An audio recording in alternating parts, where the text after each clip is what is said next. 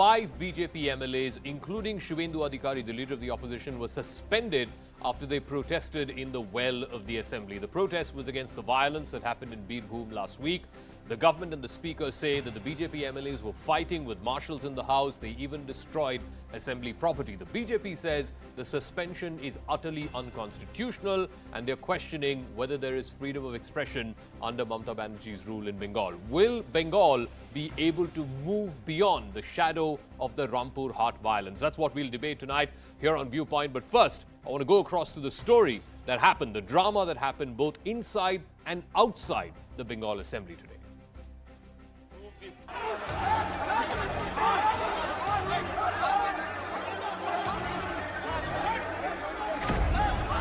The Bengal Assembly witnessed some unruly scenes today after BJP and TMC MLAs came to blows with each other while demanding a discussion in Assembly over the Bihar violence.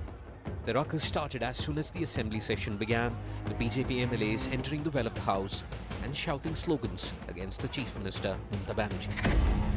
Within minutes of this protest, TMC MLAs also came to the well, where a verbal spat between the two sides got physical. TMC MLA Asit Majumdar endured a nose injury during the altercation, while the BJP MLA and Chief Whip in the Assembly, Manoj Tiga, claimed that he was pushed and punched and he was disrobed.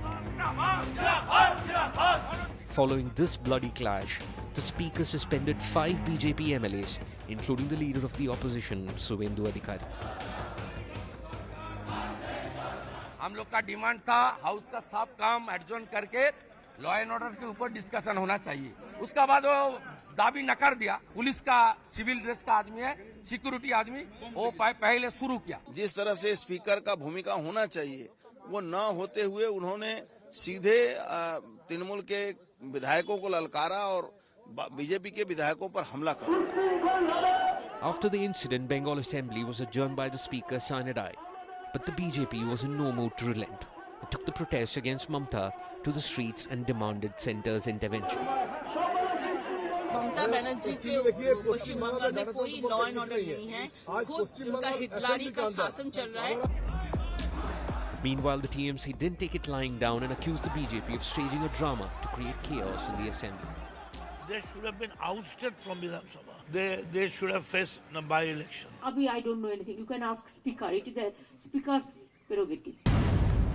At the heart of this ruckus was Bihar violence that broke out almost a week back, in which a TMC Panchayat leader was killed, after which 9 were brutally murdered in retaliatory attacks.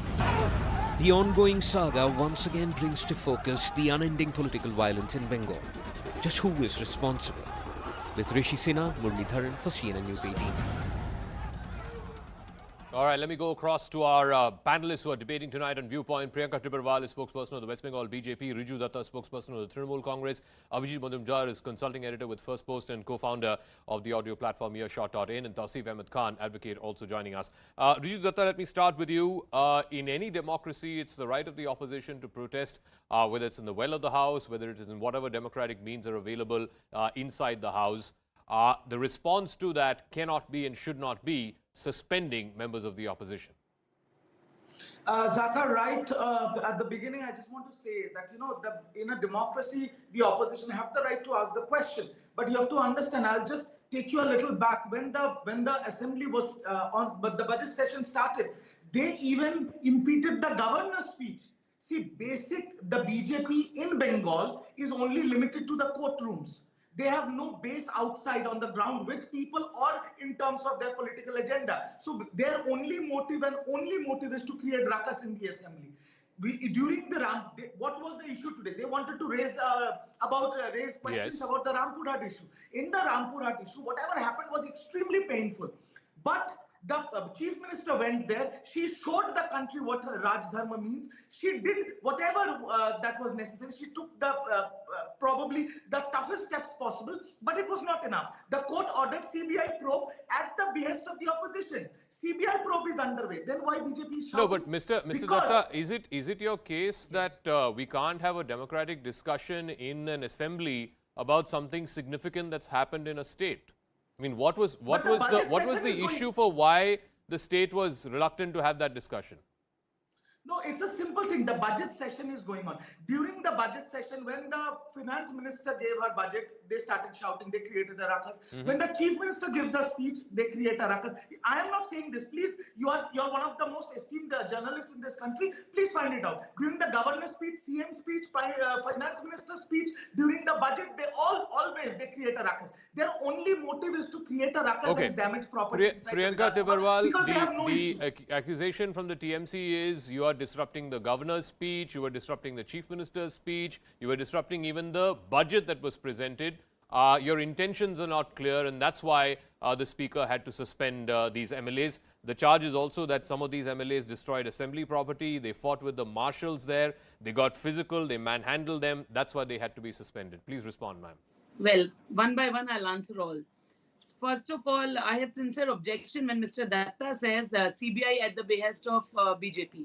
CBI is because the Honorable High Court deems fit that this case requires a CBI since the state government and the police have failed to investigate in the matter properly. So hence a CBI.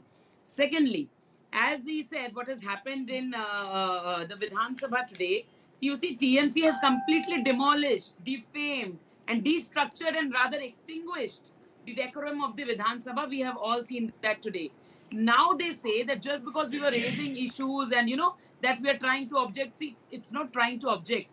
Is that we are the voice of the opposition and we tried to raise our voice. But I didn't know that this is the decorum which, according to them, should be maintained in a Lok Sabha or a Vidhan Sabha for that matter. But we ma'am, have seen how do many you respond to what that the TMC is saying that your MLAs manhandled marshals? They destroyed assembly property. How do you respond to that? That's my question. You can already see in the pictures, you can already see in the videos who is doing what. That's the reason our MLAs are hospitalized. And you see, look at this. The CM herself informs the Apollo Hospital that they should be discharged immediately. One of our MLA, Mr. Manoj Tigga. So there has been certain destruction in his ribs. Okay. And even then they wrote a discharge because the fear, psychosis of the government is so very tough over here. I want to ask the question today. Okay. We have always I'm coming to you, seen Rajita. that TMC raises a ruckus. TMC raises a ruckus in the Lok Sabha. How many times have they been mishandled or physically assaulted? Because if you see the power of the opposition or the government, then how many members are there in the Lok Sabha? And TMC are there on hands. Okay. But Riju Datta, quick response, after which I want to go to Abhijit and to Tausif as well.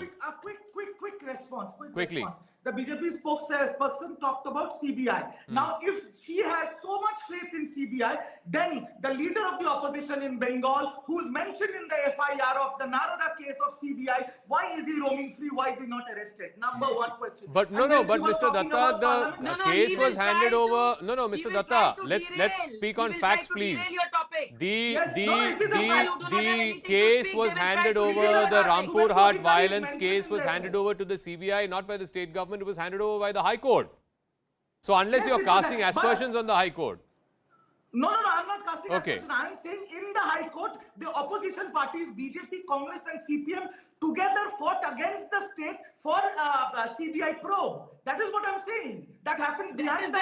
Anyway, the decision has been taken by the court. That CBI probe is on right now. But I want, once again, I want to move away from the political spokespersons. Let me go to Abhijit, please. Let me go to Abhijit. Abhijit, I want to ask a very simple question. What the TMC is saying is that this was, whatever it was, as bad as it was, this was at best intra-party violence. The first person who got killed, Bara Sheikh, was also a TMC member. The people who got killed in the retaliatory violence were members of, the family members of another TMC person. What is the BJP's role in all of this? Yes, it's one thing to say, okay, law and order is going to the dogs, but can you extrapolate one incident that's happened in Birbhum to saying that it's lawless in the entire state? Abhijit. No, how does this logic work? In that case, what is happening in Syria is intra-religion violence. What is happening is Yemen is intra-religion violence. What is happening in Afghanistan is intra-religion violence. Why is the whole world, waking up and taking notice? No, but none of the people who died, the first person or the retaliatory people were from the BJP. Yeah, no, so this is not, the whole thing is that this is not how a civilized society runs, Zaka. And this is not the only instance of violence. I mean, there have been, hundreds of instances that have been, that is in front of the court, before the elections, after the elections. So this is, it has come to this pass because there has been repeated incidents of and accusations of this kind of violence, and it is happening nowhere in the state. And about today's, whatever happened today in the assembly, see, it's unfortunately more things change in West Bengal. More things remain the same. In 2006, Dhaka, it is the same Mamata Banerjee and her party. They got into the assembly, and there were reports of ransacking of the assembly. She stood there screaming, made a speech about how the CPIM has been stopping her in Shingur, and if I remember correctly, there was she was arrested as well. So there was, tremendous amount of lawlessness, chaos within the assembly. But nothing, despite all this porivarton, 2006 to 2022, 16 years, what has changed? Nothing has changed. Okay. When Mamata Banerjee came to power, there was tremendous amount of optimism that fair the enough. whole lawlessness, So to that extent, political violence in Bengal precedes Mamata Banerjee, and it probably will succeed her as well, because no one has been able to put an end to this political violence. But Tausif Ahmed, the point is this, that at the end of the day, the buck stops with the state government. Law and order is a state subject, whether it is 1 person dead or 5 people dead, or as in this case in Rampurhat, 9 people dead, whether they are BJP workers or TMC workers or intra-party violence, whatever it is, ultimately the buck stops with the state government. And even the High Court said that the state government appointed SIT was not competent enough to get to the truth. That's why they were forced to hand over the matter to the CBI. So how can the state government wash its hands off? Tausif. No, Zaka, state government did what it could. Very promptly, SIT was appointed and investigation started. Police officers were removed. All that, the arrests were made. More than 20 arrests were made. All that is expected from a state government, from the state government machinery. That was all that took place. Mamata Banerjee government ensured that action is taken against the perpetrator of violence. But the High Court said that was not good enough, Tausif. No, a party is, a party is free to approach the High Court. We all know one party will, and nobody will ever be satisfied with an investigation. There will be people who will not be satisfied. They can come to court, and if court accommodates their prayer, court will ask them state machinery to hand over to central, or central to hand over to state, or allow them bring somebody else to investigate. No, but isn't it a vote of no confidence against the state government appointed SIT? No, it is not a vote of no confidence. It is a clear example of opposition playing politics over dead bodies, which is very shameful. You see what happened in assembly today. Zaka, one second, ma'am. One second. Let him finish, ma'am. Please, let him finish. 1 second. Yes, Tausif. Just 10 seconds. Yeah. Rampurhat people were uneducated. They were the foot soldiers. They are condemned people. But what we saw happening in assembly, these are the BJP MLAs, a leader of opposition, supposed to be a representative of people involved in fist fighting. Injured the Trinamool MLA, his nose injury, bleeding from nose, all of it is there in the video. What kind of conduct is this? Priyanka Tibrewal, again, what is there on camera is there for everyone to see. But the fact is, Priyanka Tibrewal, the SP there in the district was suspended. The deputy SP was suspended. I think about 20 arrests have taken place. What more do you expect a state government to do? You can have law and order incidents in Madhya Pradesh. You can have it in Rajasthan. You can have it in Bengal. This is a law and order incident at the end of the day. In order to clear, I will repeat myself once again that the CBI has not been brought in by the BJP.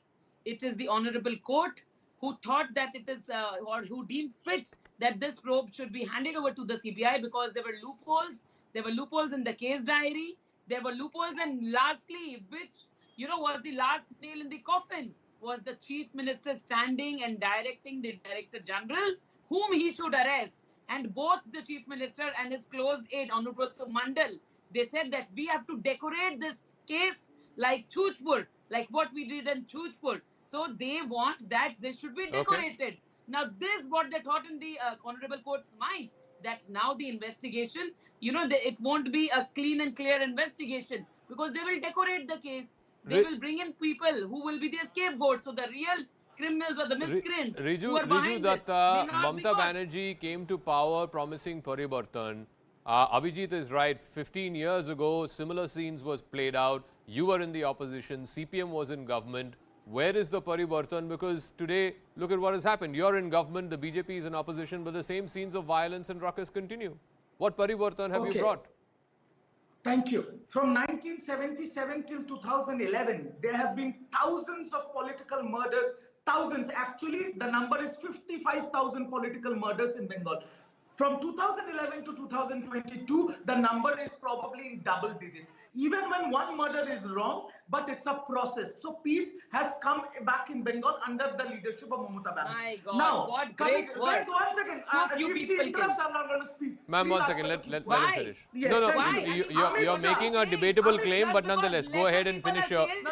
Go ahead and finish your point. Priyanka, please yield. Let him finish. Yes, You're making a debatable point, but go ahead, yes. Priyanka Tibrewal's leader and the Home Minister of this country, Mr. Amit Shah, said it is a non-political incident. Number one, not me, Mr. Amit Shah. So I don't know what is politics in this for the BJP. Second, what I say, what Zaka Jacob says, what Tibrewal says, or what anybody says does not matter. What matters is what Sheikh Mihir Lal says. Who is Sheikh Mihir Lal? Whose daughter, whose wife, whose mother has been charged to death. And you know what he said on media?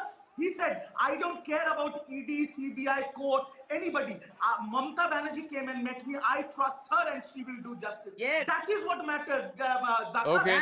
And this is what BJP is doing. They're doing vulture politics of dead body because all right. I got to wrap up. All I'll say as I wrap up is two things. The state government needs to introspect, number one, because why did the court find merit in taking it away from the state government appointed SIT and giving it to the CBI? And B, the opposition also needs to introspect because ultimately, yes, you have every right to protest in a democracy, but not indulging in violence, not hurting marshals, not destroying assembly property. How different is that from what we saw a couple of sessions ago in the Rajya Sabha, where again, rightfully so, the presiding officer suspended I think about 12 MPs in that instance. Meanwhile, let's shift focus now to Pakistan. Big story breaking there. The no-confidence motion against Prime Minister Imran Khan has been accepted in the National Assembly in Pakistan. This, of course, was moved by Shahbaz Sharif, who is the former Chief Minister of Punjab and also the brother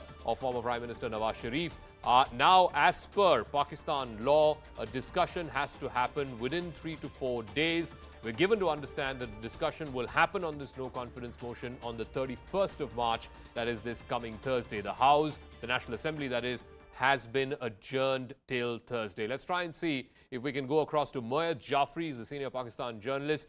So the motion has been accepted. Now there will be a debate, and of course, ultimately, the vote will happen on this motion. But Moyed Jafri, what is the thinking within the ruling PTI? They clearly know that the numbers are stacked up against them. Will Imran Khan want to go down as a martyr? How does he plan to deal with this numbers game? Because clearly it's stacked up against the ruling party and the ruling establishment as things stand today. Well, one thing, thank you so much for having me. One thing's for sure, that we know that Imran Khan's brand of politics is not going up. He is notorious for being stubborn. Some people see it as a quality. Some others see it as a weakness. But the problem here is that the situation right now, when it comes to this no-confidence motion, is very heated right now. I'll share the latest development with you. This happened moments ago.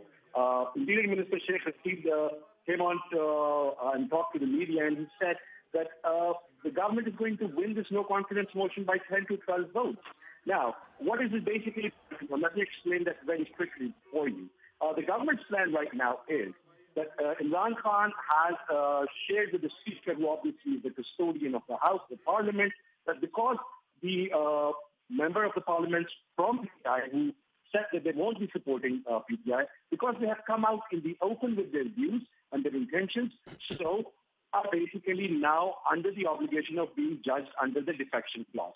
And if the Speaker rules it that way, the court of Pakistan, Supreme Court has also said, in ways, not in the final decision, but in the comments that is said, that that is within the House and that is the prerogative of the Speaker.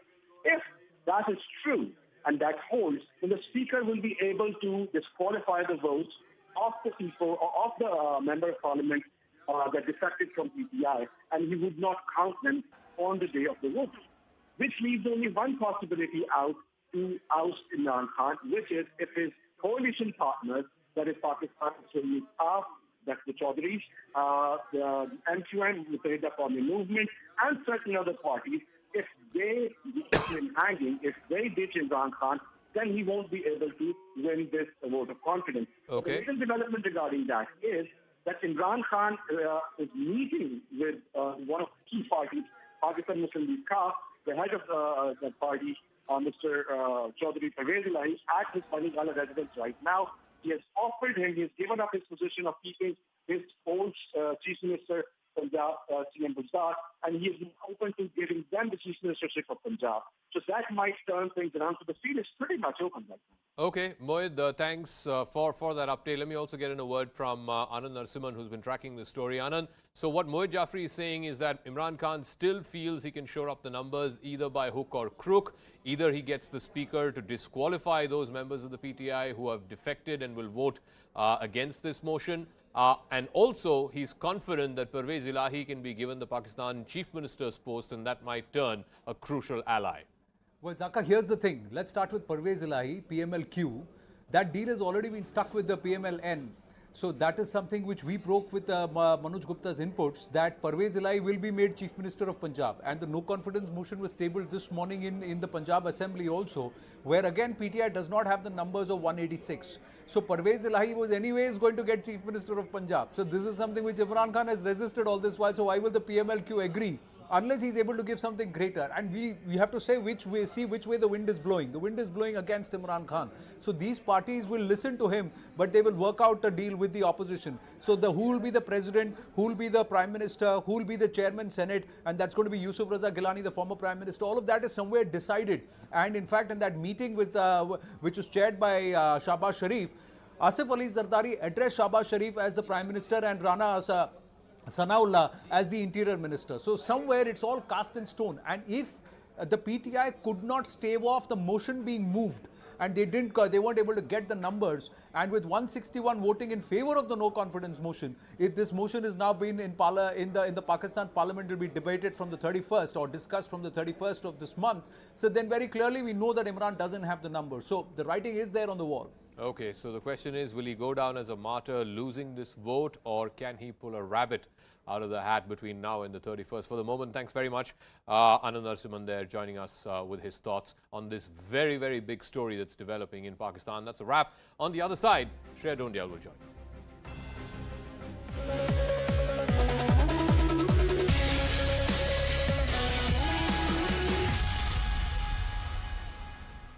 On Friday in Poland.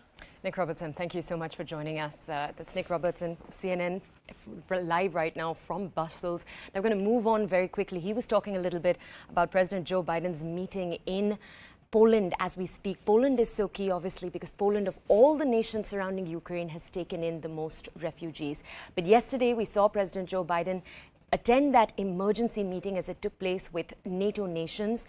13 nations are a part of the North Atlantic Treaty Organization. They all attended, all of the leaders attended that meeting yesterday. Now, I want to very quickly take you through a report about that meeting, then we'll move on to more of this story. Hi, Nick. Good morning. To your mind, what are the key takeaways right now from the NATO summit as it took place yesterday in Brussels? Well, I think the key takeaway is unity, and that's what President Biden came for. He came to present or rather galvanize everyone to take a long-term view of the current situation. Of course, everything that's happened to now, everything that NATO has done, moving troops around, bolstering the troops on the eastern flank, on NATO's eastern flank, has been done after the immediate steps of the war and right leading up to it. Now it's a case of making sure that position is united and solidifying it going forward. And that's what I think one of the takeaways was. And we heard that as well in the statement. NATO saying that Russia should stop the war and pull its troops out of Ukraine. So that was one piece. I think the other takeaway, and if you're being very pragmatic, it has to be that there was nothing new that was announced in terms of sort of concrete NATO action. We didn't get new numbers and new troop deployments. Those details are going to come later in the year, expected at a NATO leaders summit in June. So I think those are the two takeaways: the unity, but maintaining this position, and not sort of moving onto another newer position, if you will. Nick, if I can ask you, going into this summit, there were a lot of questions over what possible contingency plans would look like if NATO countries were drawn in, due to misfire, due to any other incidents. Do we know if there were any contours for those contingency plans chalked out at all? No, not in detail, and that was something that both President Biden and the NATO Secretary General Jens Stoltenberg didn't want to get into. They did say that if Russia did perpetrate a chemical weapons attack, and dependent on what that chemical weapons attack looked like and how much it affected NATO nations, then there would be a response. We do know that in the United States, at least, National Security Advisor Jake Sullivan has been briefing about meetings that have been going on for the past month or more now, sometimes several times a week, between US officials to look at what they would do, how they would respond, what exactly they would do if Russia was to use, for example, chemical weapons, nuclear weapons, or stray into NATO territory. So we know there are plans. We know that that's being worked out behind the scenes, but the details are not being made public at the moment. All right, Nick, and one more question here. I think our audiences might already know that the Ukrainian president addressed the summit yesterday. Tell us a little bit more about the takeaways from his address, but tell me also about, that NATO response to the address. Is there at all a sense right now that this exchange between the two of them, between the Ukrainian president and the NATO summit, it's sort of falling on deaf ears? No, I think it's President Zelensky is tailoring his speeches for the audience. He didn't ask for a no-fly zone.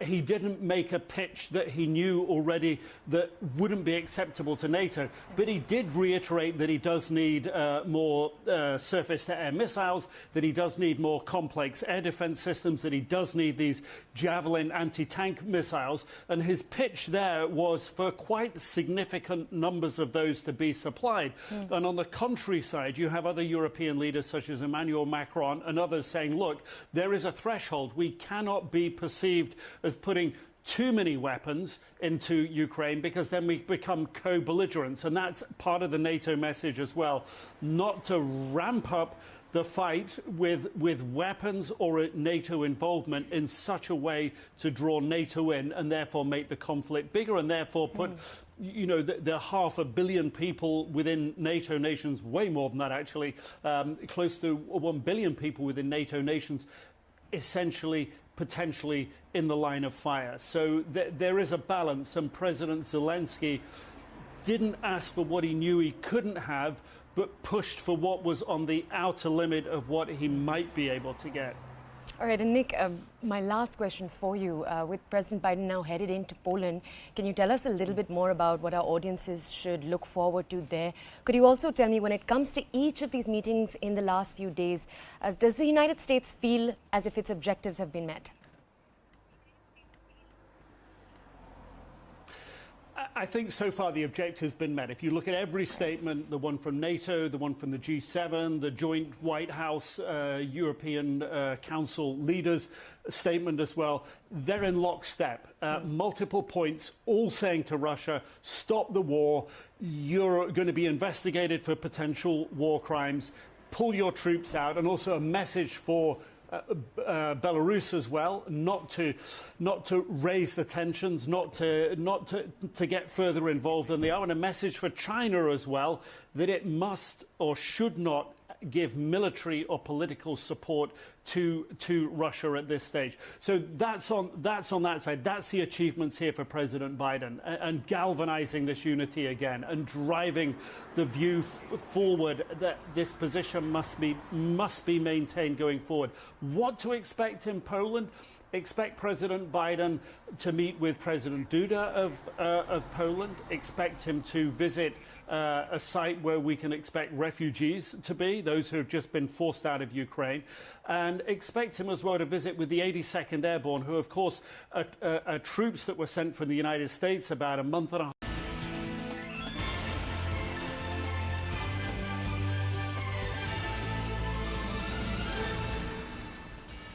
Hello everyone, good evening, I'm Shreya Dhondia.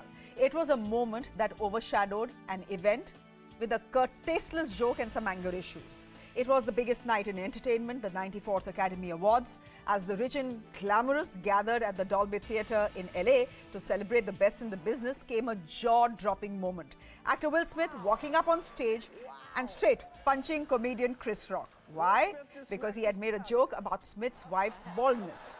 Moments later, Smith's name was announced as the winner for the Best Actor, but it was the bash-up that you see on your screens right now that has the entire world talking. Who crossed the line? Was it Chris or was it Will? Can you really joke about someone's family and someone's medical condition? Jada's baldness is because of an autoimmune disorder called alopecia. Those supporting Smith say he was defending his family. Those backing Chris say he's a comedian, his job is to tell jokes, and if you can't take a joke, just leave the room. Don't beat up the comic.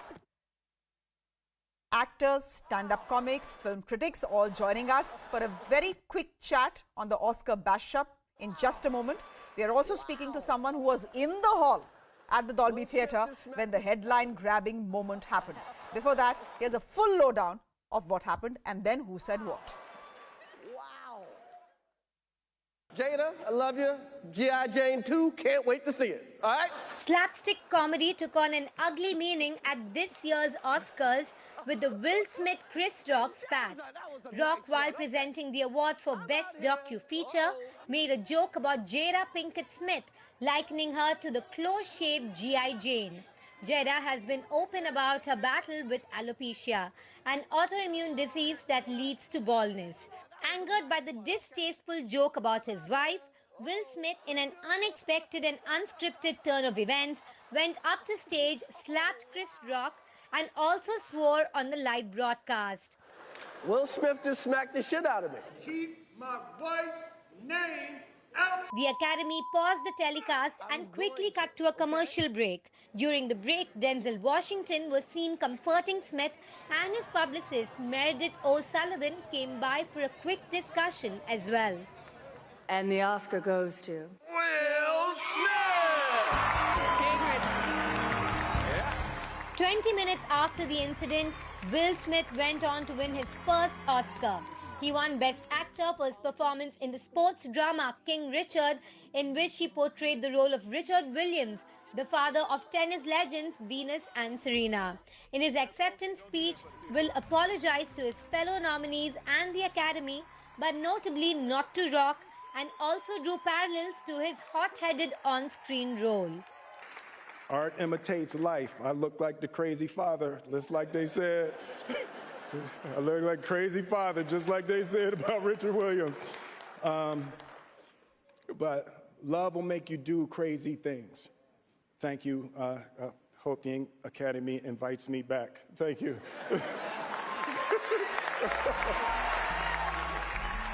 Journalists attending the event were instructed to not ask questions about the slap. The LAPD said in a statement that it is not investigating the incident as Chris Rock is not pressing charges. The Academy has also issued a statement on Twitter saying it does not condone violence of any form. Despite these grave statements from authorities, there are some still hotly speculating if the entire controversy was scripted. It has also sparked a conversation about how jokes can be violent as well and the repercussions of toxic masculinity. Of course, there's a section that insists on looking on only the lighter side that has spawned 1,000 memes and has also likened the incident to one closer home. Fun can be made even by me. Sajid Khan and Ashutosh Gowarikar were trending on Indian Twitter as many were reminded of that infamous on-stage fight at the 2009 Screen Awards. While collecting the award for Best Director for Jodha Akbar, Ashutosh in his acceptance speech made it clear he didn't take kindly to Sajid's many jokes about the film industry. You cannot make fun of a star on this podium. Tell me when I can speak, Ashu. Shut up, Sajid. No, you don't tell me to shut up, Ashu. And the most fitting and most embarrassing for the prestigious Academy was this inevitable comparison. How can you snap? How can you snap? Yeah, that did happen at some point of time. Anyhow, Rohit Gupta is a stand-up comedian who is joining us on the broadcast. Rohit, thank you very much for your time. Dilip Tahir is an actor. He is joining us as well. Dilip ji, I'm coming to you first as someone who's been witness to many film awards. I want to ask you, at the Oscars this morning, who crossed the line according to you? Was it Will Smith or was it Chris Rock?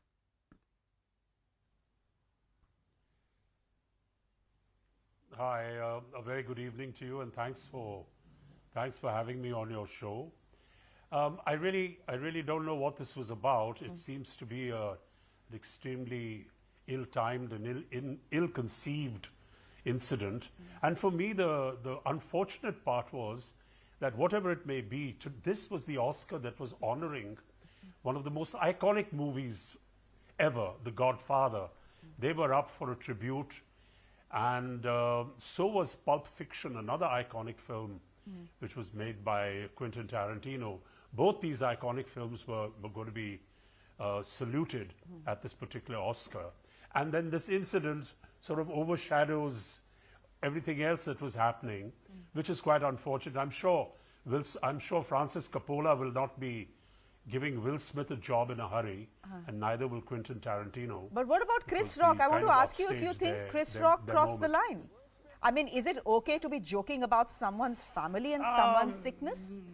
You know, there's always that danger. I mean, you know, a lot of comedians, even in the past, Ricky Gervais, a lot of people who do the hosting of the Oscars. Correct. You know, it's a very fine line. And if he spoke about Will Smith's wife, obviously Will Smith didn't like it. So, you know, it's between them, really. You know, it's a very fine line, and I think people ought to be careful, for sure, not to upset sentiment. But Rohit Gupta, if you're that careful, can you really tell a good joke? Is the question. You're a stand-up comedian. Can you be that careful? Of course you can. Of course you can. Let Rohit come in here, Dilip ji. Rohit, go ahead. I agree with Dilip ji, but what I want to say is that any joke, take for example, say Hindi mein you say hathi and cheetah ka joke.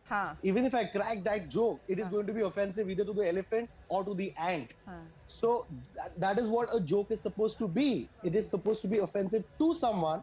And I think Will Smith, what he did was just not right. I was a big fan of his. But let's also look at Chris Rock. The way he responded to the whole incident. He was standing there. He said nothing. He went on with the script. I mean, if I would have been there, I would have probably either punched him back or would have left the stage. But so really, I mean, what happened was very sad.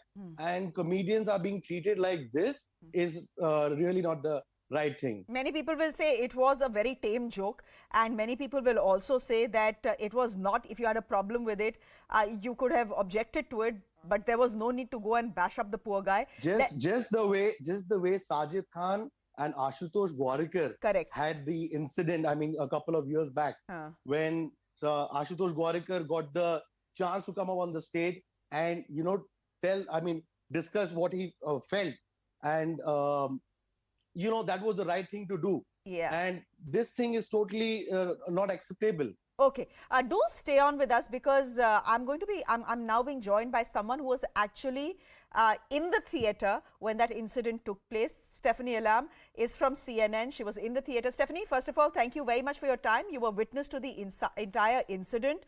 Can you tell me how you found out what happened? I mean, this was very sudden. What was the reaction around you? Well, I can tell you that everyone in the theater at first thought it was a bit. Everyone thought it was some sort of joke when Will Smith appeared up on stage. And at first, everyone thought it was a joke. But then we all heard the slap. And I was not sitting anywhere near the stage, and I could hear the slap. And then when Will Smith walked back to his seat, then you could hear what he was yelling and the expletives that were inside it. And that was when everyone realized this was not a joke at all. Now, I realize not everyone knows that the reason why Jada Pinkett Smith is wearing her hair so short is because she's been battling alopecia, which is just an issue where your hair falls out and there's nothing really you can do about it. You don't know if it's going to grow back. And so she went public with that, and that is why she's wearing her hair short. What we don't know is whether or not Chris Rock knew that that is what she's battling when he made this joke about G.I. Jane 2 and how he was looking forward to seeing her in that movie. Also, I can tell you, if you went back to the Oscars in 2016, in that show, during his opening monologue, Chris Rock was the host, and he also had jokes about Will and Jada. So some people thought that those were a bit sharp as well, so this could be a built-up anger situation. We don't know, but all we saw is how it played out on the stage. And forever and ever in everyone's head, when you think about when Will Smith won his Oscar, his Best Actor Oscar, it's going to go hand in hand with the fact that he got on stage and slapped Chris Rock. And he did apologize, but not to Chris Rock. He apologized to the Academy, to the people who were sitting in the stadium. He apologized. Yes. Go ahead. It was very noteworthy. And when Will Smith started his speech, he was obviously very emotional. He had tears on his face. He did make a few jokes to lighten it up, but it was very evident that he had no apology for Chris Rock in that moment. And, there were a lot of people who were wondering how this was going to play out. So when he started to speak, it got very quiet. You could almost hear a pin drop throughout all of the Dolby Theater because people wanted to know how he was going to address this. This was less than an hour later after that incident played out on live television. So that was clear. And then I can also tell you during the commercial breaks, we did see Denzel Washington going over and talking to Will Smith. We saw him kneeling and talking to Jada Pinkett as well. We saw people rallying around. We saw the producer of the show, Will Packer, come out during the commercial break. There was definitely an effort to put this together and figure out how this was going to, go on for the rest of the show. And then after that, everyone was like, well, is Will Smith going to get arrested for assault? But we did hear from the Los Angeles Police Department, and they said that, without naming names, that the victim refused to press charges, was not interested in doing that. So we don't expect anything to happen to Will Smith in that way, but there is wonder whether or not the Academy will have further sanctions, if you will, for Will Smith moving forward. Remember, next year, he should be giving out the Best Actress Award. That's how it goes for each year. If you win, the next year you give it out for the opposite gender. So we'll have to see how that plays out next year, too. So Chris Rock is not pressing charges. That is what you are telling us.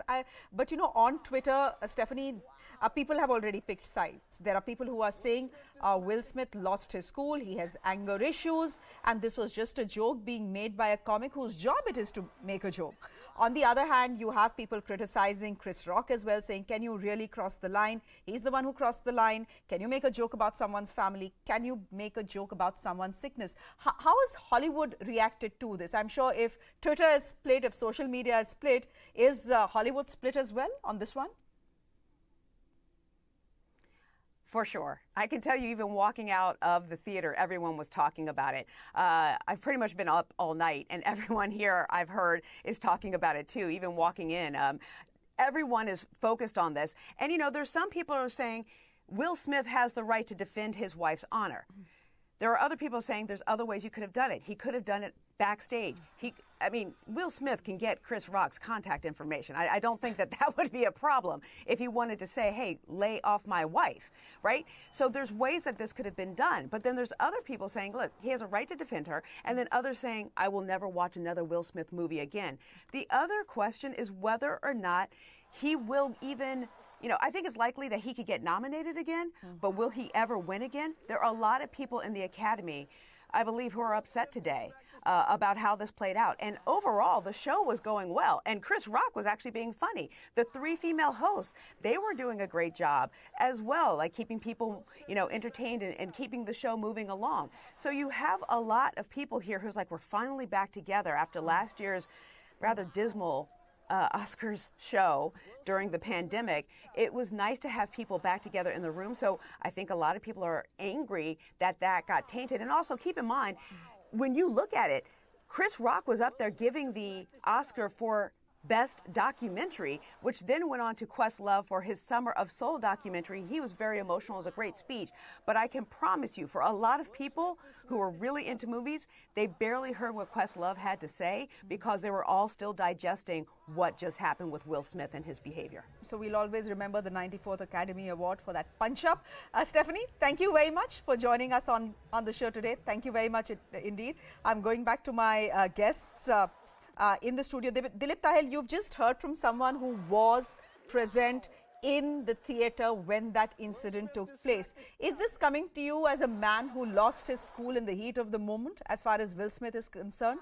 That he should have put a lid on his temper, and if he had a problem with the jokes that Chris Rock was making, he should simply have walked out to register his protest? Well, I have to say that, whatever the situation, I don't support coming on stage and slapping people. I don't support that at all. Having said that, I mean, it's a very thin line that comics and presenters on stage, they have. I've seen previous shows also with different hosts, and it's a very fine line. And obviously, it got on the wrong side and under the skin of Will Smith for him to take such a drastic action. But it's easy for us to say that he should or shouldn't have done that, but I suppose when there's a comment of such sensitive nature about his wife's illness or her, the condition that she's going through, well, that's always a powder keg situation. It could go either way, and I don't think he should have actually gone and slapped him. But there you are. I mean, it's the kind of thing that happens, which is unfortunate. Is this the kind of thing that like happens, I said, Rohit Gupta? I mean, Is this the kind of thing that happens when you're writing a joke? Are you at all conscious about how the other person might feel about it, or is a joke, and you need to learn how to take a joke? Otherwise, get out of the audience. So we are living in an age of Twitter and Facebook and Instagram, and in an age where you're outraged about everything. Outrage about everything. Whenever I write a joke, I know that now I'm going to talk about this, so I'm going to get 10 comments over my joke, whatever I write, whatever I do, I cannot satisfy everyone. I cannot be politically correct. So people here, there are certain people who want to take an offense over everything that I say. So, but again, talking about the Oscars, this really shouldn't have happened. And I think Will Smith should have spoken to him or done everybody shouldn't have slapped him. And do you think an apology should have come? See, the apology did come. It came for everyone who was present in the theatre. It came for the Academy Awards, but it didn't come for Chris Rock. Yes, it did not. Okay, here's the thing. I understand that alopecia is not a life-threatening disease, right? But is it? And I don't even know whether Chris Rock was aware of the fact that Jada Pinkett Smith actually suffers from something called alopecia. Yes, I'm fairly certain. True. No, but I'm fairly certain he is, because this is something she has been an advocate for. This is something that she has publicly spoken about. It's almost like a campaign to her. So I find it a little difficult to believe. But right now, even if you go with the fact that that he was possibly not aware of her sickness, where do you draw the line? I know that there are people saying Will Smith has anger issues and he shouldn't have done what he did. And you're defending Chris Rock, but is it your sense that he crossed the line, perhaps? That, you know, speaking about someone's boldness is not really cool. Because he started crying while giving the speech. So something was definitely different about him, about Will Smith. Go ahead, finish your sentence, then I'll wrap the show. Sorry? Rohit, go ahead, complete your sentence, then I'll wrap the show. Go ahead. Yeah, so what I want to say is that there was something definitely wrong with Will Smith. Not wrong, something different. He was high on emotions. He started crying while giving the speech. He slapped someone. So definitely this is not the Will Smith that I know. And, you know, we had Stephanie who was in the studio and she tracks Hollywood. She's saying that this spat really was in the making for almost 6 years, because there were other comics announcers on the show at the 94th Oscar Awards who had made a joke about Will Smith and Jada Smith, but that didn't seem to have sort of elicited the reaction that Chris Rock did. So, you know, this had been coming for a while. This had been building up for a while, perhaps. But again, who crossed the line here? Was it Will Smith or was it Chris Rock? We'll leave it to our audience to determine. The entire clip is there. It has gone viral. It's that one viral moment of the Oscars that no one will ever forget. But thank you very much to both our guests, Dilip Tahil for joining us and Rohit Gupta for joining us as well. Now, Will Smith's epic smackdown wasn't the only thing that grabbed eyeballs today. The Ukrainian war also found a mention at the Oscars. Take a look at how the Academy and Tinseltowners showed their support.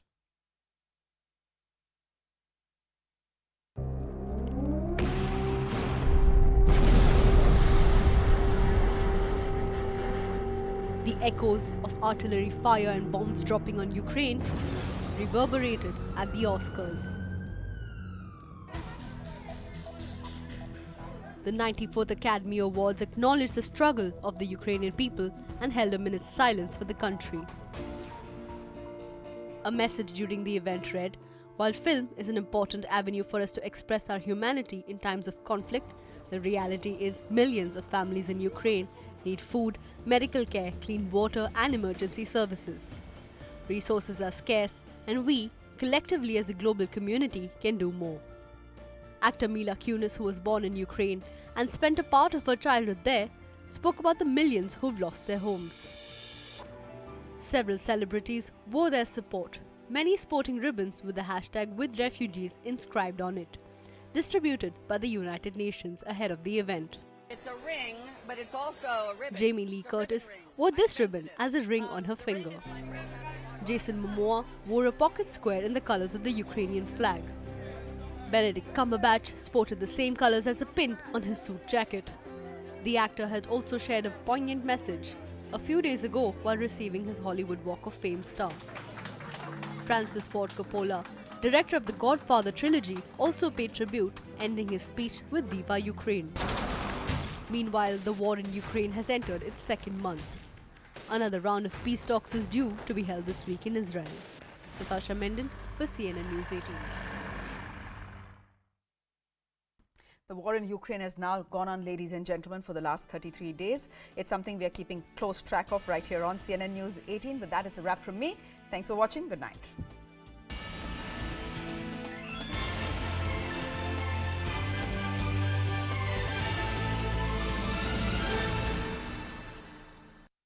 Well, they're in lockstep. Multiple points, all saying to Russia, stop the war. You're going to be investigated for potential war crimes.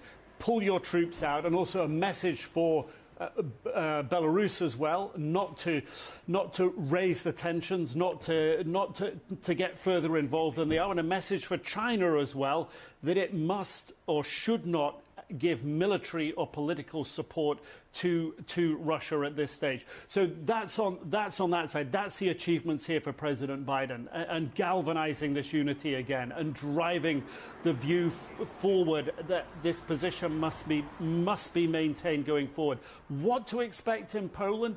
expect President Biden to meet with President Duda of Poland, expect him to visit a site where we can expect refugees to be, those who have just been forced out of Ukraine, and expect him as well to visit with the 82nd Airborne, who of course are troops that were sent from the United States about a month and a half, 2 months ago, to be on that eastern flank of NATO in Poland to help give Poland the confidence that NATO nations stand behind them, the United States stands behind them, and there's a deterrent buffer there against whatever Russia may do across the border in Ukraine. So I think those are the key things to look for. Seeing the troops, political messaging with the Polish president, support being given to Poland and the Polish people, and, of course, a message for the Ukrainians that we are here to support and help. And, of course, President Biden committing $1 billion for humanitarian assistance and saying that the United States would take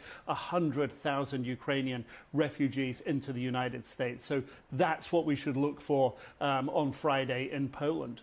Nick Robertson, thank you so much for joining us. That's Nick Robertson, CNN, live right now from Brussels. Now we're going to move on very quickly. He was talking a little bit about President Joe Biden's meeting in Poland as we speak. Poland is so key, obviously, because Poland, of all the nations surrounding Ukraine, has taken in the most refugees. But yesterday we saw President Joe Biden attend that emergency meeting as it took place with NATO nations. 13 nations are a part of the North Atlantic Treaty Organization. They all attended, all of the leaders attended that meeting yesterday. Now, I want to very quickly take you through a report about that meeting, then we'll move on to more of this story. Hi, Nick. Good morning. To your mind, what are the key takeaways right now from the NATO summit as it took place yesterday in Brussels? Well, I think the key takeaway is unity, and that's what President Biden came for. He came to present, or rather galvanize everyone to take a long-term view of the current situation. Of course, everything that's happened to now, everything that NATO has done, moving troops around, bolstering the troops on the eastern flank, on NATO's eastern flank, has been done after the immediate steps of the war and right leading up to it. Now it's a case of making sure that position is united and solidifying it going forward. And that's what I think one of the takeaways was. And we heard that as well in the statement. NATO saying that Russia should stop the war and pull its troops out of Ukraine. So that was one piece. I think the other takeaway, and if you're being very pragmatic, it has to be that there was nothing new that was announced in terms of sort of concrete NATO action. We didn't get new numbers and new troop deployments. Those details are going to come later in the year, expected at a NATO leaders summit in June. So I think those are the two takeaways: the unity, but maintaining this position, and not sort of moving onto another newer position, if you will. Nick, if I can ask you, going into this summit, there were a lot of questions over what possible contingency plans would look like if NATO countries were drawn in, due to misfire, due to any other incidents. Do we know if there were any contours for those contingency plans chalked out at all? No, not in detail. And that was something that both President Biden and the NATO Secretary General Jens Stoltenberg didn't want to get into. They did say that if Russia did perpetrate a chemical weapons attack, and dependent on what that chemical weapons attack looked like and how much it affected NATO nations, then there would be a response. We do know that in the United States, at least, National Security Advisor Jake Sullivan has been briefing about meetings that have been going on for the past month or more now, sometimes several times a week, between US officials to look at what they would do, how they would respond, what exactly they would do if Russia was to use, for example, chemical weapons, nuclear weapons, or stray into NATO territory. So we know there are plans. We know that that's being worked out behind the scenes, but the details are not being made public at the moment. All right, Nick, and one more question here. You know, I think our audiences might already know that the Ukrainian president addressed the summit yesterday. Tell us a little bit more about the takeaways from his address, but tell me also about, you know, that NATO response to the address. Is there at all a sense right now that this exchange between the two of them, between the Ukrainian president and the NATO summit, you know, it's sort of falling on deaf ears? No, I think it's President Zelensky is tailoring his speeches for the audience. He didn't ask for a no-fly zone. He didn't make a pitch that he knew already that wouldn't be acceptable to NATO. But he did reiterate that he does need more surface-to-air missiles, that he does need more complex air defense systems, that he does need these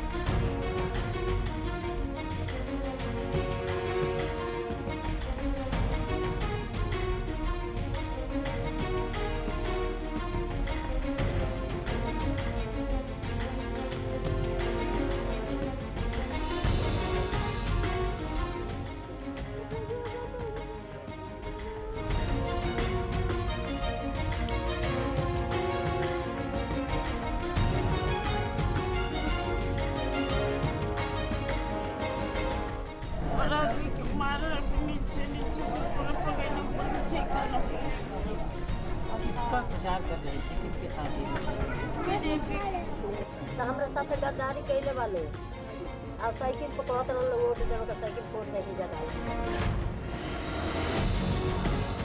देखिए, किसी को भी कानून हाथ में नहीं लेने दिया जाएगा और जिन्होंने इस घटना को अंजाम दिया है उनके खिलाफ सख्त से सख्त कार्रवाई होगी। उत्तर प्रदेश में भारतीय जनता पार्टी की आदरणीय योगी सरकार है, कानून का राज है। ये घटना की जांच के आदेश माननीय मुख्यमंत्री ने दे दिए हैं और हमारी पूरी संवेदना उस परिवार के साथ में है जिनके साथ ये घटना घटित हुई है। मेरा मामला यही है कि मैंने भारतीय जनता पार्टी को वोट दिया है, भाजपा की तरफ मैंने वोट दिया है। उन्होंने 3 तलाक बंद करवा दिया है। औरतों को इससे बड़ी खुशी की बात और कोई हो ही नहीं सकती। और मेरे घर वाले बहुत गरीब हैं, हम 5 बहनें हैं।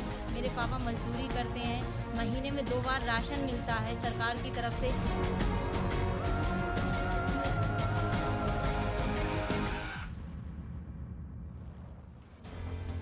Hello everyone, you're watching News Epicenter with me, Maria Shakil. The saffron sweep in Uttar Pradesh has upset the traditional political templates of India, where the BJP has championed welfare politics, which has cut across multiple vote banks to power, to become, in fact, a powerful election tool. Gaon mein sashan or shehar mein rashan is not a party, caste or faith-specific slogan, but it was the slogan of the common man of Uttar Pradesh which elevated the BJP to power.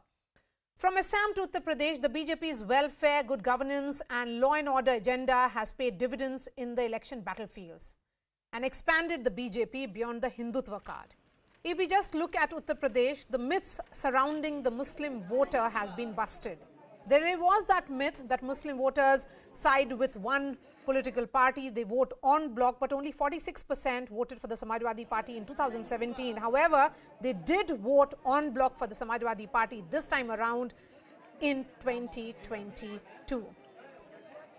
There is also this entire myth that no Muslim votes for the BJP, but the Saffron Party secured 8% of the vote, higher than its 2017 performance. There is another myth that Muslim back Muslim parties and candidates, but the MIM got just 0.49% of the votes in Uttar Pradesh, while only 36 Muslim candidates won in around 115 Muslim majority seats. Because in most of these seats, there was counter-polarization or counter-consolidation of the majority vote. In this shifting political paradigm, we are seeing a backlash as well, and tragedies unfold in the heartland of Uttar Pradesh. A Muslim youth was lynched in Kushinagar for supporting the BJP. Babar Ali campaigned for the BJP and received several threats from his neighbors and even approached the local police. Babar's family say they supported the BJP over their free ration scheme, and they were warned that if they did not vote for the Samajwadi Party, they would kill him. On the 20th of March, Babar's neighbors brutally thrashed him. He later died in a hospital in Lucknow. 4 accused have been named in the FIR and 2 have been arrested. The SHO of the Ramkola police station has been removed for negligence. This is not the only incident. It comes just days after a Muslim woman in Bareilly was assaulted by her in-laws for supporting the BJP. Uzma's husband threatened to divorce her, throw her out of the house and even threatened to kill her brother. She says she supported the BJP because of the free ration scheme and the centre's move to ban triple talaq. Regardless of their religion, these are the democratic views of citizens. Support for a party is an individual choice where a community has no role to play. So is this a backlash to a shift in voting pattern and a shift in support pattern and the result of enforcement of outdated vote banks by a section of a community? Beyond politics, is it time to focus on the rights and protection of individual voter? What about that secret ballot that we keep talking about? Before I bring in the guests, I am being joined by Fatima, who's the wife of Babar Ali. Babar, remember, was killed in Kushinagar by his neighbors, and the only reason was that he supported the BJP. Fatima, हमसे बात करने के लिए बहुत बहुत शुक्रिया. आपके अपने लोगों ने आपके शौहर को मार डाला. कौन थे वो लोग और उस दिन क्या हुआ? वो पट्टीदारी के लोग रहने हैं, जिससे वो बीजेपी के प्रचार करते रहे। माता जी से बात करूंगा ना तो फिर आपको फ्रेम में आऊंगा, इसलिए बता। तो ये लोग के जलन होते रहे, काहे बीजेपी के प्रचार करते हैं, काहे ना हमने ये लोग साइकिल के संग मुसलमान दाने लोग उठ, हमने के हम खाली हमारा आदमी हमारा परिवार पूरा जितना बा सब इथी के दाल है, इथी बीजेपी की जब इथी लगाते रहे बैनर अपने दीवार पे चिपका है तो यारिफ और इथी एक और लड़का था जो थी उजार के फेंक दें कुल। तो जब वो जीत गए ना बीजेपी तब वो मिठाई उठाई बटनी पड़ाका छोड़नी ओकर बस का कहना कुल साजिश रचना कुल प्रधान जोन विनोद प्रधान का ना कि जब वो साइकिल कोट देले बने 3 के मार दे लोगन हम देख लेबे हम बानी साथे 10 लाख जिन्ना लोग ना हम लगाए। एगो और जब परवेज नाम की जो जात रही कहीं साइकिली से काम करे तो कहता कि तो अगर हमनी के बातें ना मानब वोट देव दूसरे जगह तो ताकि मार देव के 10 लाख लगा देव की। तो फातिमा, जब वो बीजेपी का प्रचार कर रहे थे तो क्या बाबर को कोई वार्निंग मिली थी कि अगर ये अगर वो करते रहेंगे तो क्या समाज में उनको साइडलाइन कर दिया जाएगा? क्या बोला जा रहा था उनको? हाँ, वार्निंग देते रहना कुल कि हे तर करब वोट देब तो हम मुँगा देव की 10 लाख दे देव के जाके कुछ ना हुई तू कहीं मुँगा देव तो मुँगा दिए लोगन तो हम का करे।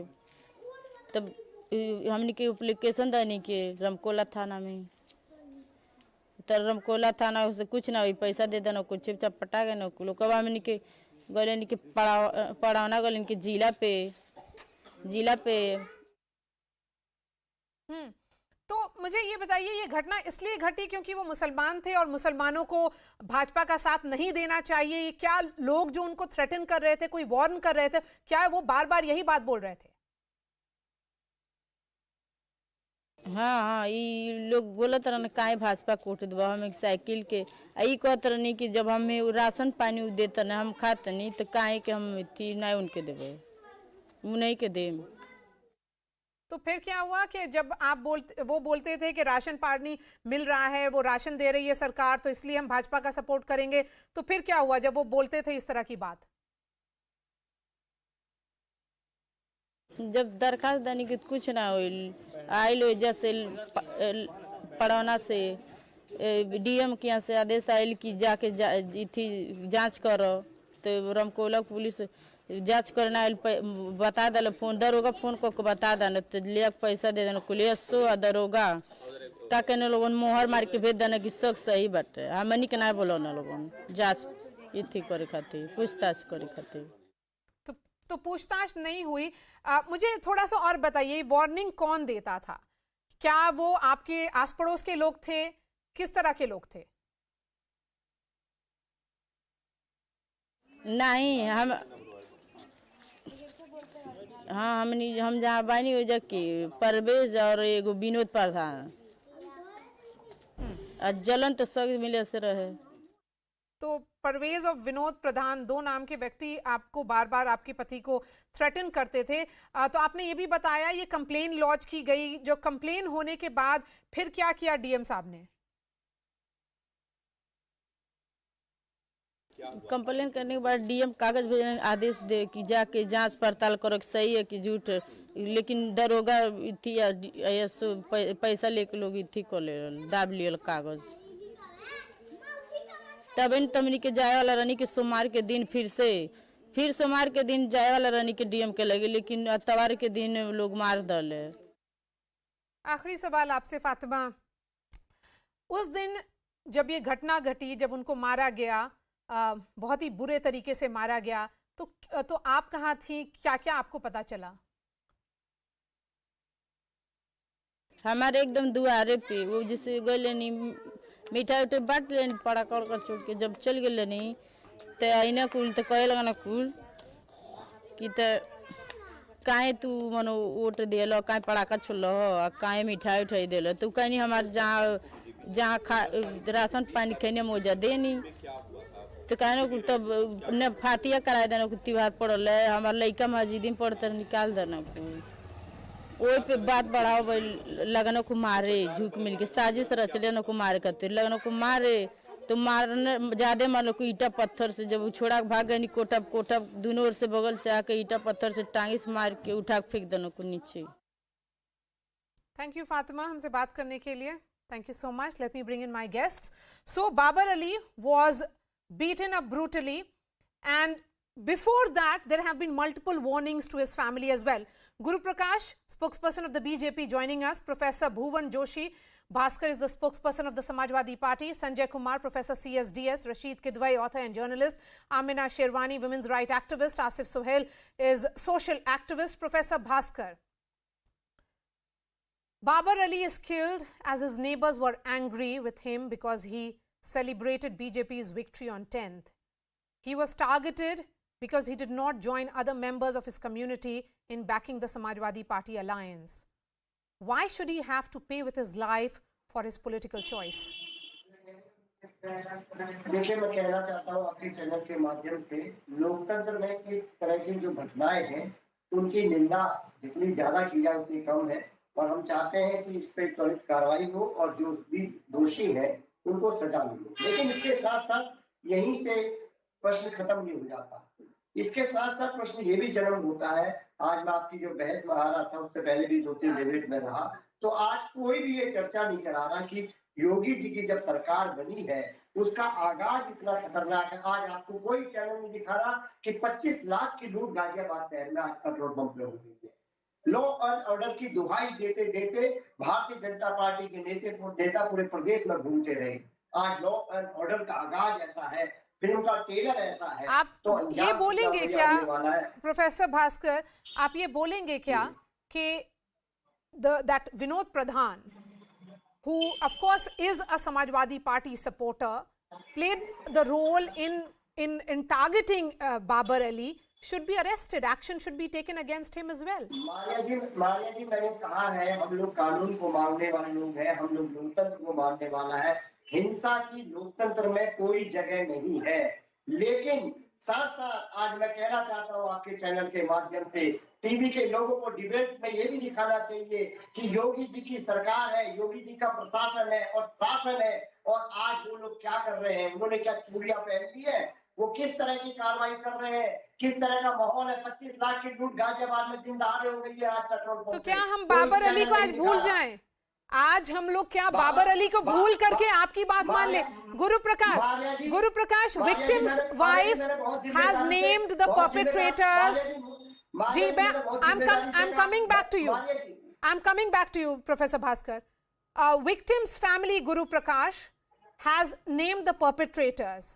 At the same time, Fatima is clearly saying that her husband went to the local police officer, went to the district magistrate, launched a complaint, but no action was taken. Perhaps if he would have been provided with some protection, he could have been alive today.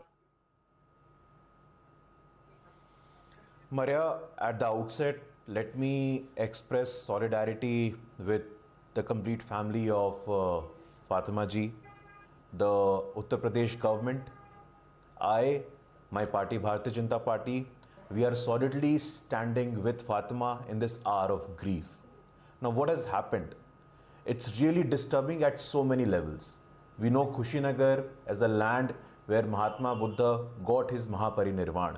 But you see, when you spread poison in the name of political discourse, in the entire run-up to the UP election, when the Bharatiya Janata Party was talking about Ganna, Mr. Akhilesh Yadav was talking about Jinnah. He was trying to polarize the election, he was trying to communalize the election, then this is what will happen. The second thing which is sufficiently established here, when the Honorable Prime Minister of India says Sabka Saath, Sabka Vikas, Sabka Vishwas, we are able to reach to the last person in line, regardless of his caste, gender, religion, community. Babar, who was distributing sweets on the eve of the result day, this is what happens. This is something which we must take note of. Okay. Honorable I am going to hold on to what has been said by Fatima to us. She says, Professor Bhaskar, that they were backing the BJP because of free ration. Same point was being made by Uzma, that this is welfareism that they were backing. They were backing something that was right for them. They were backing something that was getting them food on the plate. Then why should that be linked to such a way that the entire community should be thinking in a particular way? That the entire idea of a community, if you are Muslim, you have to be anti-BJP. How is that acceptable, Professor Bhaskar? वीरता से कहना चाहता हूँ आपके channel के माध्यम से, हमने कहा है कि इस तरह की लोकतंत्र में इस तरह की जो हत्या हुई है या जो घटना घटी है, इसके लिए कोई जगह नहीं है। लेकिन आपको बताना चाहता हूँ, इन्होंने पहले कंप्लेंट भी करी है और सरकार योगी जी की है, शासन उनका है, पहले भी और आज भी प्रशासन भी उनका है। जिम्मेदारी से बच नहीं पाएंगे, मजबूत विपक्ष है, जिम्मेदारी से। और हम कहते हैं अगर कोई भी व्यक्ति है, मैंने बोला आपके चैनल में बड़ी जिम्मेदारी से, उस पे कड़ी से कड़ी कार्रवाई की जाए और उसको न्याय मिलना चाहिए। Let me shift focus to the two experts now, Sanjay Kumar and Rashid Kutbe. Sanjay Kumar, yes, I'm going to come back to the politicians because this particular story has multiple layers and multiple facets, and that is the reason why we have a very diverse set of panelists today. Sanjay Kumar, the CSDS Lokniti has come out with its survey, and you clearly said that, of course, in that 20% Muslim votes, the Samajwadi Party secured 80%, that clearly is on block, and at least 8% votes went to the BJP, which is an increase over what they got in 2017. What does this actually showcase? Was this a support based on the schemes, or was this just an aberration? Maria, it would be very difficult to say whether it was only for the scheme or it is just an aberration. I won't say it is just an aberration. There is a slow and gradual acceptance of BJP among the Muslim, and I would stress the point, very slow and very gradual acceptance, very slow. And this may be because of multiple factors. I think one major factor is the candidates, the local candidate. So if there is a local candidate who has been fielded by BJP, while we know that BJP did not field a candidate, the Muslim candidate, but still there are Hindu candidates who have been fielded by BJP, but they have a very good relationship in the neighborhood which is inhabited by the Muslim community. So if you share a very good relationship, they tend to vote for the party. That is what seems to have happened. I won't consider this as a big jump of Muslim vote in favor of BJP because this is just a nominal shift. But yes, clearly there are signs of Muslims support base among BJP support base among Muslims have increased to some extent. So does it have to do with women in particular, Sanjay Kumar? Sorry? Is it women in particular here? No, I'm saying that it would be very difficult to tie it up Okay. Directly to the welfare scheme, that they have voted for BJP because of the welfare scheme. Several factors. Okay. Okay. Come in on this, Rashid Kidwai.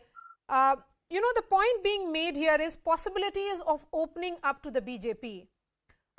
What we are witnessing in UP, the kind of backlash that is coming, it is coming from the community, coming from within. The Muslims who may have backed the BJP for multiple reasons. Here, both Uzma, who was thrown out of her house by her in-laws for choosing the BJP, and Fatima, who is the wife of, Babar, who has been killed, talk about free ration. This is welfareism and governance model that maybe that the women may be supporting. Then how right is it to, completely sideline them? The manner in which the community itself is treating these people. Maria, while I completely condemn that kind of incident, it's very unfortunate. It has no place in civilized society or in democracy. I think the entire narrative that it was a kind of Muslim community or some kind of so-called churning inside, I think that's most unfortunate and uncalled for.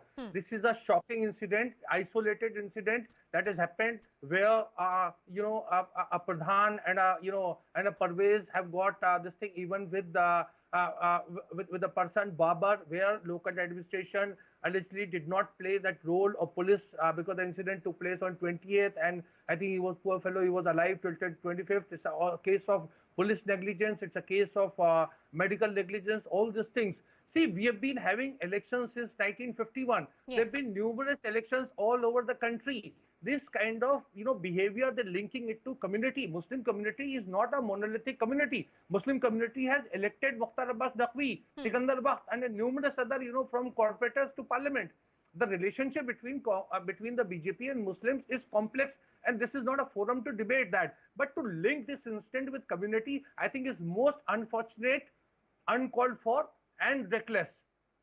But here, Rashid, the family is talking about Vinod Pradhan, and of course Vinod Pradhan has political affiliation, and they are naming another person as well. In all, they have talked about 8 individuals. She is saying clearly about them. The larger question is, it's not about linking it to a particular community. Even if we look at this incident, there is a precedence to it, that he was constantly warned, that he was told that you, being a Muslim, cannot back a party which is seen as anti-Muslim. So don't you think this kind of segregation or marginalization within the community is something that will only mean that the community gets further ostracized in the larger political narrative? Maria, how is conduct of an individual responsible? The entire community should be dragged in it. If Parvez and Pradhan have acted irresponsibly in a criminal intent, they should be taken to task in a state that has showcased its law and order. Fine enough. How is Muslim community responsible for this? It happened to be case that there is a one person called Babar, there is one Uzma, there is one Fatima. I mean, how can the media or political parties drag that entire community, which is their political behavior is very diverse in nature? Yes, absolutely. The political behavior is very diverse. Kumar, yes. How diverse is Muslim political behavior? Yes, how diverse is that? Answer yes. Sanjay Kumar, how diverse is that behavior, and how does it change from state to state? See, there are two things. I think we should be very careful in making a distinction between polarization and consolidation. And if you move from one state to another, we would figure out that it's not that Muslims are voting for one single political party in all the state. If you move from the east, Assam, the choices are different. Bihar, choices are different. Bengal, choices are different. The 3 states which are just neighboring, move to Jharkhand and come to UP. Even in UP, let's talk about UP. If we look at the elections, all the previous election before 2022, Muslims were not heavily consolidated in favor of one political party. Yes, Samajwadi Party has always got the larger proportion of the Muslim vote, but roughly 20% of the Muslims have voted for BSP, and roughly about 20% also used to vote for Congress. So it's not easy to figure out that yes, Muslims have always voted for one political party. This is very diverse. And the diversity could be because of local equations. May not be necessarily to vote against BJP. I'm saying not necessarily. Yes, in larger context, yes, there is some kind of a fear that, if Muslims are, BJP is not a party which takes care of their welfare or of their well-being. That is why they tend to vote against the party which is in the position to defeat BJP. But the choices are very different, very different choices. Move to Kerala. Go to Tamil Nadu. Different states. We can keep taking names. Go to Telangana and Andhra, where BJP is not a very powerful force. There also the choices are different. So, but then the myth of the Muslims voting en bloc, which was not there before these elections, became en bloc this time around, with 80% Muslims consolidating for the Samajwadi Party-led alliance because they were seen as formidable in a position to perhaps defeat the BJP. Shifting focus now to the two activists on the show, Asif Sohail and Amina Sherwani. Asif Sohail, the idea of a secret ballot is that an individual decides, and that's why it's called universal adult franchise, because above the age of 18, you are in a position to decide what or who is best for you. Then why should the entire community carry the burden of thinking in a particular way? Maya, it's like, how the elections are moving nowadays, it's very, and it's what I see in this, when you go with any party, the other party, you target them, after the post-elections, this hatred and retaliation starts. I personally feel, because I'm an activist, I get a lot of threatening calls when I talk about the atrocities on the Muslims, when I talk about the BJP and RSS, I get threatening calls that they will kill me. But see, I never step back. I will never step back. I'll till my last breath, I'll keep on, standing for the truth. Or in this case, it's very wrong, if they have been killed on the name of, on the party, I don't think, but it's very wrong, but any caste, creed or religion should not be part of the, killing of the innocent. It's very wrong. Whether it's part of the BJP or any other political party have a personal choice. But in this case, what I have seen is, they have a personal grudge. The police failed to provide them the security. So it's a failure of government. So it's a very localized issue. That is what is being said by Asif and also Rashid. Yes. It's Maria, let me complete it. Go ahead. At the same time, the CM has been, tweeting about the death of the Babar.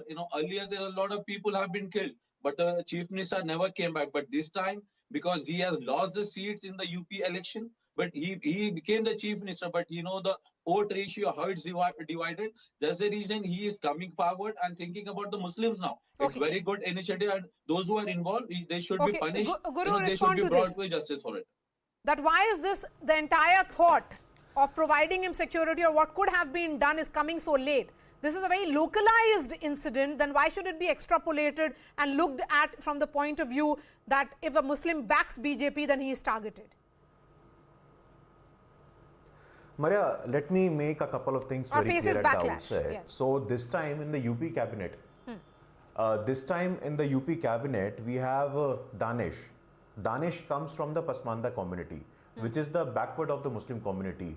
I want to ask the gentlemen, I want to ask the entire political class for that instance, after our independence, how many backward class Muslims have actually got representation in the structures of power? The question is none.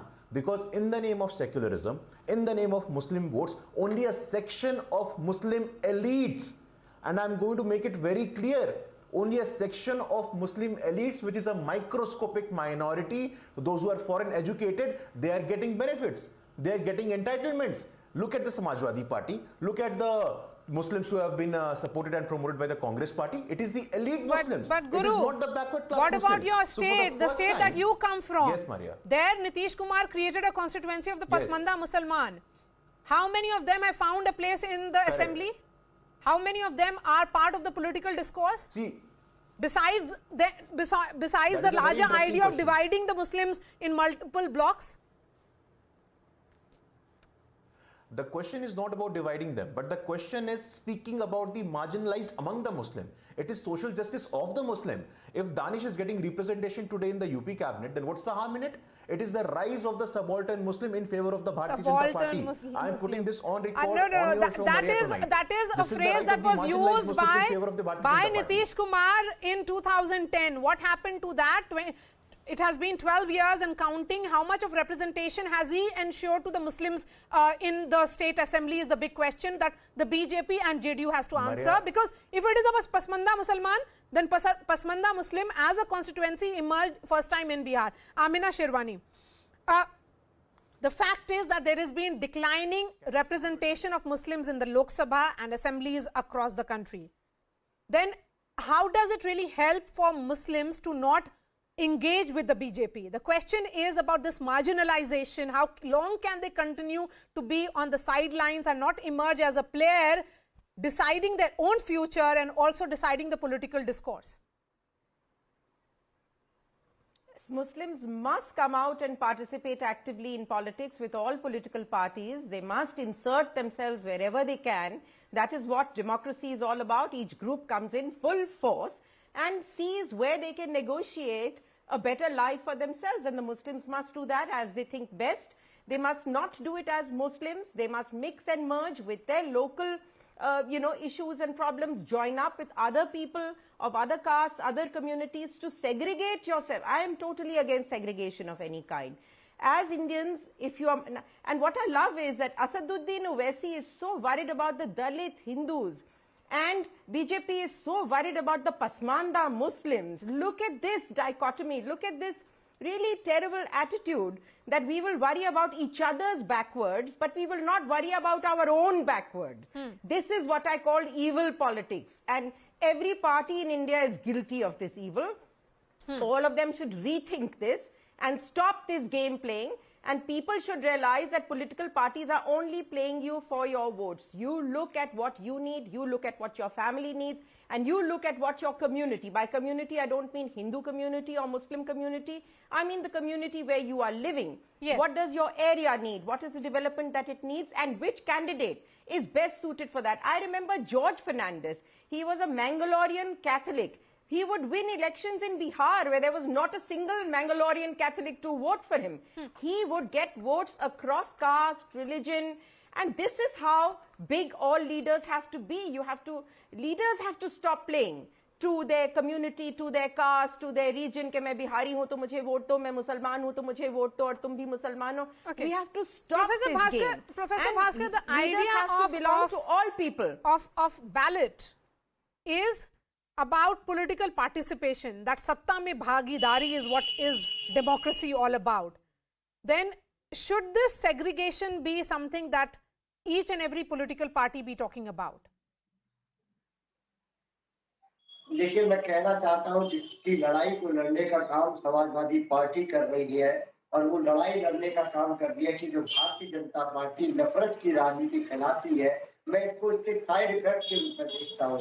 हम चाहते हैं कि इस प्रदेश में, इस देश में गंगा जमुना तहजीब जो हमारी परंपरा है, जो हमारे मूल्य है, उसको बना के रखें। उसकी लड़ाई हमारे ध्वजवाहक समाजवादी पार्टी के माननीय अखिलेश यादव जी लड़ रहे हैं और हम उस लड़ाई को लड़ते रहेंगे, क्योंकि आज इन्होंने ऐसा माहौल पैदा कर दिया है। देखिए चुनाव में किस तरह की भाषा इन्होंने लोगों को, जो डिवाइड एंड रूल की जो इनकी पॉलिसी है भारतीय जनता पार्टी के, मैं इसको इसके साइड इफेक्ट के रूप में देखता हूँ और मैं चाहता हूं कि सरकार और प्रशासन इस पर तुरंत कार्रवाई करे और दोषियों को कड़ी से कड़ी सजा मिले, क्योंकि ये एक वो भावना मरी है लोगों की, एक तहजीब मरी है, गंगा जमुना तहजीब क्रांति के रूप में मैं इसको देखता हूं। Okay, but that Ganga Jamuna Tehzeeb that you're talking about, and Guru Prakash, questions will be asked. Here is the Chief Minister who says it's 80 versus 20. Then what kind of efforts are being made by him to assimilate the Muslims? Maria, abolition of Article 370. Who did it benefit? The women of Jammu and Kashmir. Categorically, the Muslim women of Jammu and Kashmir. Abolition of triple talaq. Who did it benefit? So the question is not that. If today we are able to reach to the last person in line regardless of caste, community and gender, it is the success of our government program. It is the success of our vision. It is Sabka Saath, Sabka Vikas in action, which we are seeing. But let me assure you tonight that Honorable CM is personally monitoring this case and will soon see that the justice is being done and the accused are behind the bars. Okay. Sanjay Kumar, since you read society, help us understand the larger question. Is it just an incident in isolation, or is it also a backlash from a community which is now also looking at that if there is that strength is in en bloc, or strength is in numbers, and that number cannot be, even if it is like minor shift, that should not happen at all?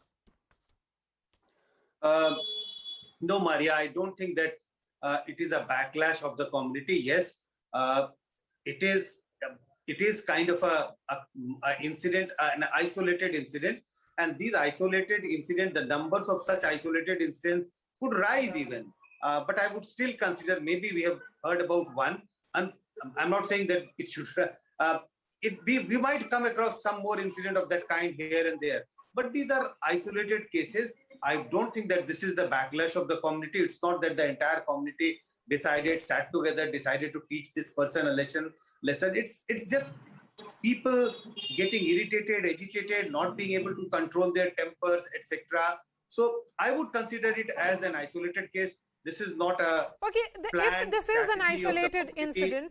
an isolated incident, but there is also a reflection of the other side, that slowly, as you use the word slowly, there is an acceptance or openness, I would say, not acceptance so quickly, but openness to the idea of having some kind of negotiation with the BJP, and that is the reason why it may be in the form of welfarism.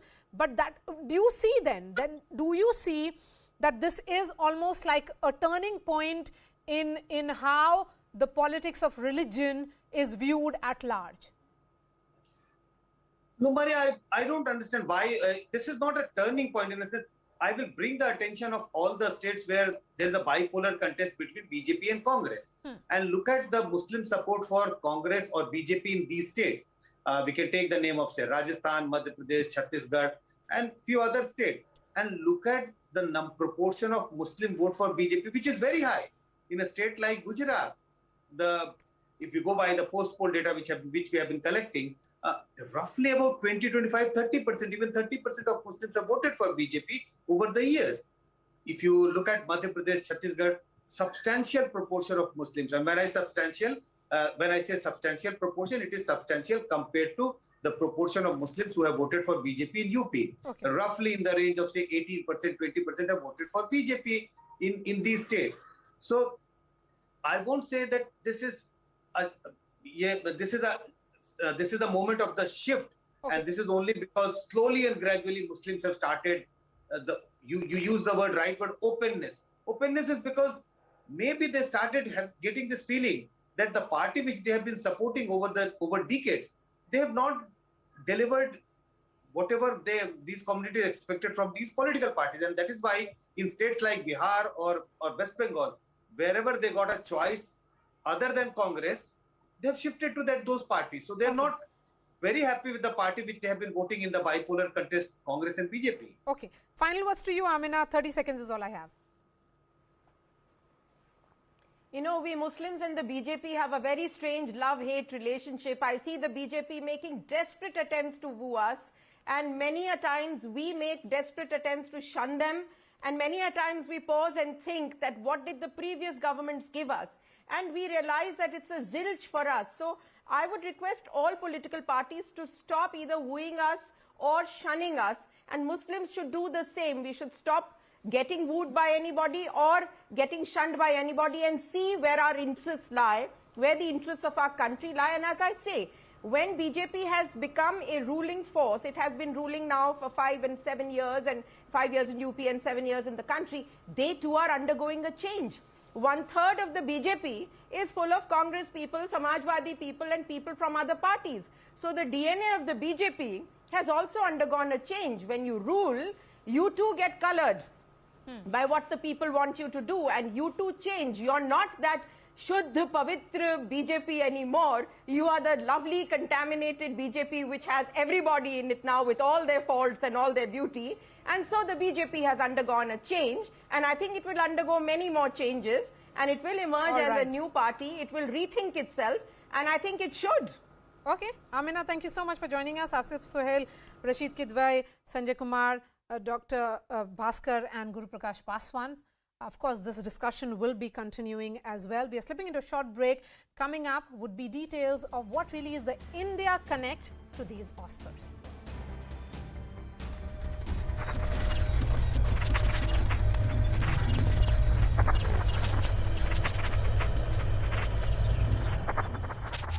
Wouldn't be acceptable to NATO, but he did reiterate that he does need more surface-to-air missiles, that he does need more complex air defense systems, that he does need these Javelin anti-tank missiles, and his pitch there was for quite significant numbers of those to be supplied. And on the contrary side, you have other European leaders such as Emmanuel Macron and others saying, look, there is a threshold. We cannot be perceived as putting too many weapons into Ukraine, because then we become co-belligerents. And that's part of the NATO message as well, not to ramp up the fight with weapons or NATO involvement in such a way to draw NATO in and therefore make the conflict bigger and therefore put, you know, the 500 million people within NATO nations, way more than that actually, close to 1 billion people within NATO nations, essentially potentially in the line of fire. So there is a balance, and President Zelensky didn't ask for what he knew he couldn't have, but pushed for what was on the outer limit of what he might be able to get. All right, and Nick, my last question for you. With President Biden now headed into Poland, can you tell us a little bit more about what our audiences should look forward to there? Could you also tell me, when it comes to each of these meetings in the last few days, does the United States feel as if its objectives have been met? I think so far the objective's been met. If you look at every statement, the one from NATO, the one from the G7, the joint White House European Council leaders statement as well, they're in lockstep. Multiple points, all saying to Russia, stop the war, you're going to be investigated for potential war crimes, pull your troops out, and also a message for Belarus as well, not to raise the tensions, not to get further involved than they are, and a message for China as well, that it must or should not give military or political support to Russia at this stage. So that's on that side. That's the achievements here for President Biden, and galvanizing this unity again and driving the view forward that this position must be maintained going forward. What to expect in Poland? Expect President Biden to meet with President Duda of Poland. Expect him to visit a site where we can expect refugees to be, those who have just been forced out of Ukraine. And expect him as well to visit with the 82nd Airborne, who, of course, are troops that were sent from the United States about a month and a half, 2 months ago, to be on that eastern flank of NATO in Poland, to help give Poland the confidence that NATO nations stand behind them, the United States stands behind them, and there's a deterrent buffer there against whatever Russia may do across the border in Ukraine. So I think those are the key things to look for. Seeing the troops, political messaging with the Polish president, support being given to Poland and the Polish people, and, of course, a message for the Ukrainians that we are here to support and help. And, of course, President Biden committing $1 billion for humanitarian assistance, and saying that the United States would take 100,000 Ukrainian refugees into the United States. So that's what we should look for on Friday in Poland. Nick Robertson, thank you so much for joining us. That's Nick Robertson, CNN, live right now from Brussels. Now we're going to move on very quickly. He was talking a little bit about President Joe Biden's meeting in Poland as we speak. Poland is so key, obviously, because Poland, of all the nations surrounding Ukraine, has taken in the most refugees. But yesterday we saw President Joe Biden attend that emergency meeting as it took place with NATO nations. 30 nations are a part of the North Atlantic Treaty Organization. They all attended, all of the leaders attended that meeting yesterday. Now, I want to very quickly take you through a report about that meeting, then we'll move on to more of this story. Hi, Nick. Good morning. To your mind, what are the key takeaways right now from the NATO summit as it took place yesterday in Brussels? Well, I think the key takeaway is unity, and that's what President Biden came for. He came to present, or rather galvanize everyone to take a long-term view of the current situation. Of course, everything that's happened to now, everything that NATO has done, moving troops around, bolstering the troops on the eastern flank, on NATO's eastern flank, has been done after the immediate steps of the war and right leading up to it. Now it's a case of making sure that position is united and solidifying it going forward. And that's what I think one of the takeaways was. And we heard that as well in the statement. NATO saying that Russia should stop the war and pull its troops out of Ukraine. So that was one piece. I think the other takeaway, and if you're being very pragmatic, it has to be that there was nothing new that was announced in terms of sort of concrete NATO action. We didn't get new numbers and new troop deployments. Those details are going to come later in the year, expected at a NATO.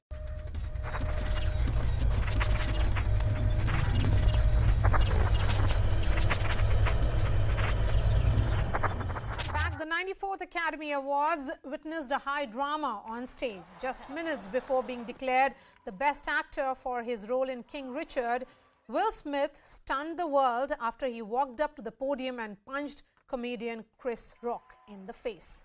Rock was on stage to present the award for the Best Documentary when he mocked Will's wife Jada, who is struggling with alopecia. Later, during his acceptance speech, Will Smith apologized for his action. The evening came to an end with CODA being awarded as the Best Picture. Jessica Chastain won the Best Actress in a leading role for The Eye of Tammy Faye. But beyond the drama at the Oscars, the Indian Connect has made the nation proud. The epic science fiction film Dune swept the technical awards at the Oscars. Among its 6 Oscars is an award for Best Visual Effects.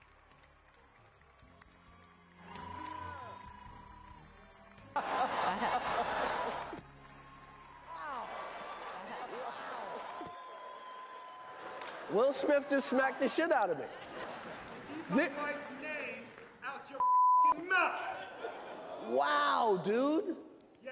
It was a G.I. Jane jump. Keep my wife's mouth. I'm going to, okay? Okay. That was a... So beyond this entire drama that we saw, there is an India Connect, and we can see now joining us is the CEO of DNEG. The company that did visual effects for Dune is led by him. Namit Malhotra is the CEO, and this is one of the world's leading visual effects companies. Congratulations, Namit. You lead one of the world's foremost providers of visual effects. Winning this visual effects Oscar for Dune, how are you looking at your performance and India Connect, of course, to these Oscars? I think it's a tremendous day outcome for all our artists at DNEG. The fact that we deliver every project, Dune being no exception, with India playing a very critical component, is part of the entire story and part of the entire journey that I initiated almost a decade and a half ago. And it's heartening to see that we're delivering probably some of the best work in the world, and India is a key component of that. And it is also very clear that it's impossible for anybody to know or say whether what happened in Vancouver, Montreal, or Mumbai. It's all a fully integrated effort, and it's great that we've been able to achieve that outcome, not just as a global company, but also for the fact that India has been growing leaps and bounds in its capability and potential. Yes, and this Oscar is, of course, for the entire team, which includes Paul Lambert, Brian Connor, Tristan Miles. How has the entire teamwork been like? And you were nominated for both Dune and No Time to Die. Did you expect, rather, that this should be coming for No Time to Die, because that's a James Bond film? No, I think, And Namit, you come from a film family. Your father made Amitabh Bachchan star Shahenshah. The D-Neg has won 7 Oscars till date. You certainly would be India's biggest story as far as Hollywood and the world cinema and television is so far concerned. How do you look at your own status and the journey of the family? I'm sure your father might be wondering what started with Shahenshah has taken you all so far. No, I think it's obviously great. I was incredibly proud of what my father made back in the day on Shahenshah, also with Mr. Bachchan, who's my all-time favorite actor to this day. And the story actually goes all the way back to my grandfather, who was a cinematographer and shot one of the first color films in India in the 50s and won many Filmfare Awards and national awards. And he was a big inspiration in my life when I was growing up, to see that I could do some of the breakthrough things that he also did. And the fact that I've been able to do some of that, I think puts a nice circle around our legacy and our family, who are incredibly passionate about the pursuit of excellence in cinema. And I'm glad I've been able to make some difference in that. Yes, and talking about the India part, which is now in the theatres here, which is the special effect for RRR. And you're also working for the much-awaited Ayan Mukherjee's film, which is Brahmastra. What exactly do you see as far as the difference between Indian cinema and Hollywood is concerned? So, I think if James Bond has its own legacy of how that character and those movies have been made very, very successful. The Oscars have been trending online for a completely different reason. Of course, what really happened between Will Smith and Chris Rock. How do you view this? Many are saying that this is something to do with anger issues, and many feel that the comedians should know when to draw a line, and what is unpleasant should be stopped. See, to be honest with you, we come from an industry dynamic that tends to be incredibly emotional, because that's what is needed to actually, when you tell a character or an actor to stand there and enact a sequence or present something, there's obviously a lot of emotion that is traditionally there in most of the people that are part of this industry. Now, what happened as an isolated incident, I don't know, or I can't comment on the specifics of it. What and why Will may have felt the way he did, and I'm sure he had his reasons, otherwise he would not have reacted. In the same spirit, I think Chris did a great job in maybe acknowledging it and respecting that boundary that that Will may have felt he crossed, and it certainly is not something anybody nobody wants to see that happen for anyone. But I guess the industry also is mature enough to take it in its stride and move on. No, but it certainly appears that the industry is holding on to what really happened, because there are multiple calls that have been made for the Oscars to withdraw that award to Will Smith. Is the call right? And shouldn't it be seen from the point of view that here is someone who said that joke of a particular kind is not acceptable, and this was regarding his wife and her health condition. And this isn't really funny.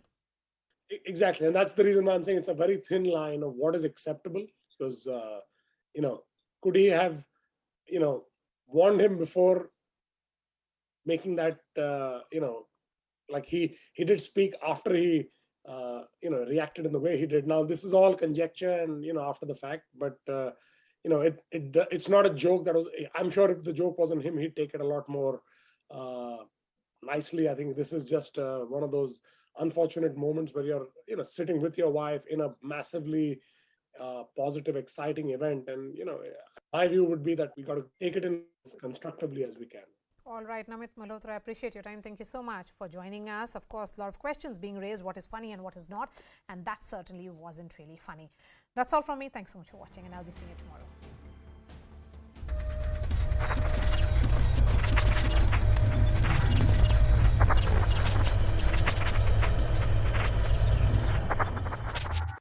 Countryside, you have other European leaders such as Emmanuel Macron and others saying, look, there is a threshold. We cannot be perceived as putting too many weapons into Ukraine, because then we become co-belligerents. And that's part of the NATO message as well, not to ramp up the fight with weapons or NATO involvement in such a way to draw NATO in and therefore make the conflict bigger and therefore put you know, there are 500 million people within NATO nations, way more than that actually, close to 1 billion people within NATO nations, essentially, potentially in the line of fire. So there is a balance, and President Zelensky didn't ask for what he knew he couldn't have, but pushed for what was on the outer limit of what he might be able to get. All right, and Nick, my last question for you. With President Biden now headed into Poland, can you tell us a little bit more about what our audiences should look forward to there? Could you also tell me, when it comes to each of these meetings in the last few days, does the United States feel as if its objectives have been met? I think so far the objective has been met. If you look at every statement, the one from NATO, the one from the G7, the joint White House European Council leaders statement as well, they're in lockstep. Multiple points, all saying to Russia, stop the war, you're going to be investigated for potential war crimes, pull your troops out, and also a message for Belarus as well, not to raise the tensions, not to get further involved than they are, and a message for China as well that it must or should not give military or political support to Russia at this stage. So that's on that side. That's the achievements here for President Biden, and galvanizing this unity again and driving the view forward that this position must be maintained going forward. What to expect in Poland? Expect President Biden to meet with President Duda of Poland. Expect him to visit a site where we can expect refugees to be, those who have just been forced out of Ukraine. And expect him as well to visit with the 82nd Airborne, who, of course, are troops that were sent from the United States about a month and a half, 2 months ago, to be on that eastern flank of NATO in Poland, to help give Poland the confidence that NATO nations stand behind them, the United States stands behind them, and there's a deterrent buffer there against whatever Russia may do across the border in Ukraine. So I think those are the key things to look for. Seeing the troops, political messaging with the Polish president, support being given to Poland and the Polish people, and, of course, a message for the Ukrainians that we are here to support and help. And, of course, President Biden committing $1 billion for humanitarian assistance, and saying that the United States would take 100,000 Ukrainian refugees into the United States. So that's what we should look for on Friday in Poland. Nick Robertson, thank you so much for joining us. That's Nick Robertson, CNN, live right now from Brussels. Now we're going to move on very quickly. He was talking a little bit about President Joe Biden's meeting in Poland as we speak. Poland is so key, obviously, because Poland, of all the nations surrounding Ukraine, has taken in the most refugees. But yesterday we saw President Joe Biden attend that emergency meeting as it took place with NATO nations. 13 nations are a part of the North Atlantic Treaty Organization. They all attended, all of the leaders attended that meeting yesterday. Now, I want to very quickly take you through a report about that meeting, then we'll move on to more of this story. Hi, Nick. Good morning. To your mind, what are the key takeaways right now from the NATO summit as it took place yesterday in Brussels? Well, I think the key takeaway is unity, and that's what President Biden came for. He came to present, or rather galvanize everyone to take a long-term view of the current situation. Of course, everything that's happened to now, everything that NATO has done, moving troops around, bolstering the troops on the eastern flank, on NATO's eastern flank, has been done after the immediate steps of the war and right leading up to it. Now it's a case of making sure that position is united and solidifying it going forward. And that's what I think one of the takeaways was. And we heard that as well in the statement. NATO saying that Russia should stop the war and pull its troops out of Ukraine. So that was one piece. I think the other takeaway, and if you're being very pragmatic, it has to be that there was nothing new that was announced in terms of sort of concrete NATO action. We didn't get new numbers and new troop deployments. Those details are going to come later in the year, expected at a NATO leaders summit in June. So I think those are the two takeaways: the unity, but maintaining this position, and not sort of moving onto another newer position, if you will.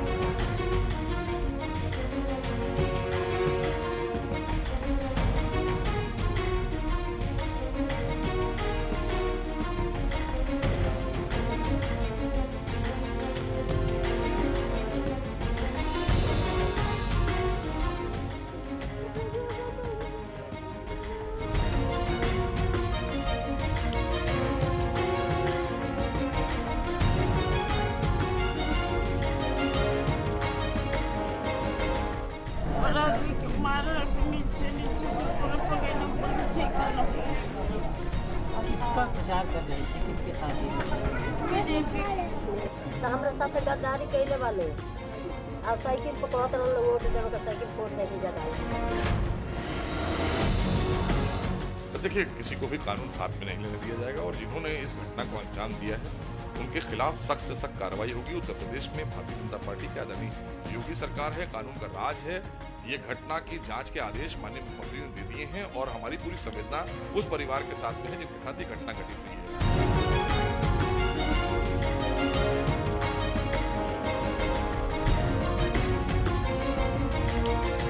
मेरा मामला यही है कि मैंने Bharatiya Janata party को vote दिया है, भाजपा की तरफ मैंने वोट दिया है। उन्होंने 3 तलाक बंद करवा दिया है। औरतों को इससे बड़ी खुशी की बात और कोई हो ही नहीं सकती है। और मेरे घर वाले बहुत गरीब हैं, हम 5 बहनें हैं। मेरे पापा मजदूरी करते हैं, महीने में 2 बार राशन मिलता है सरकार की तरफ से।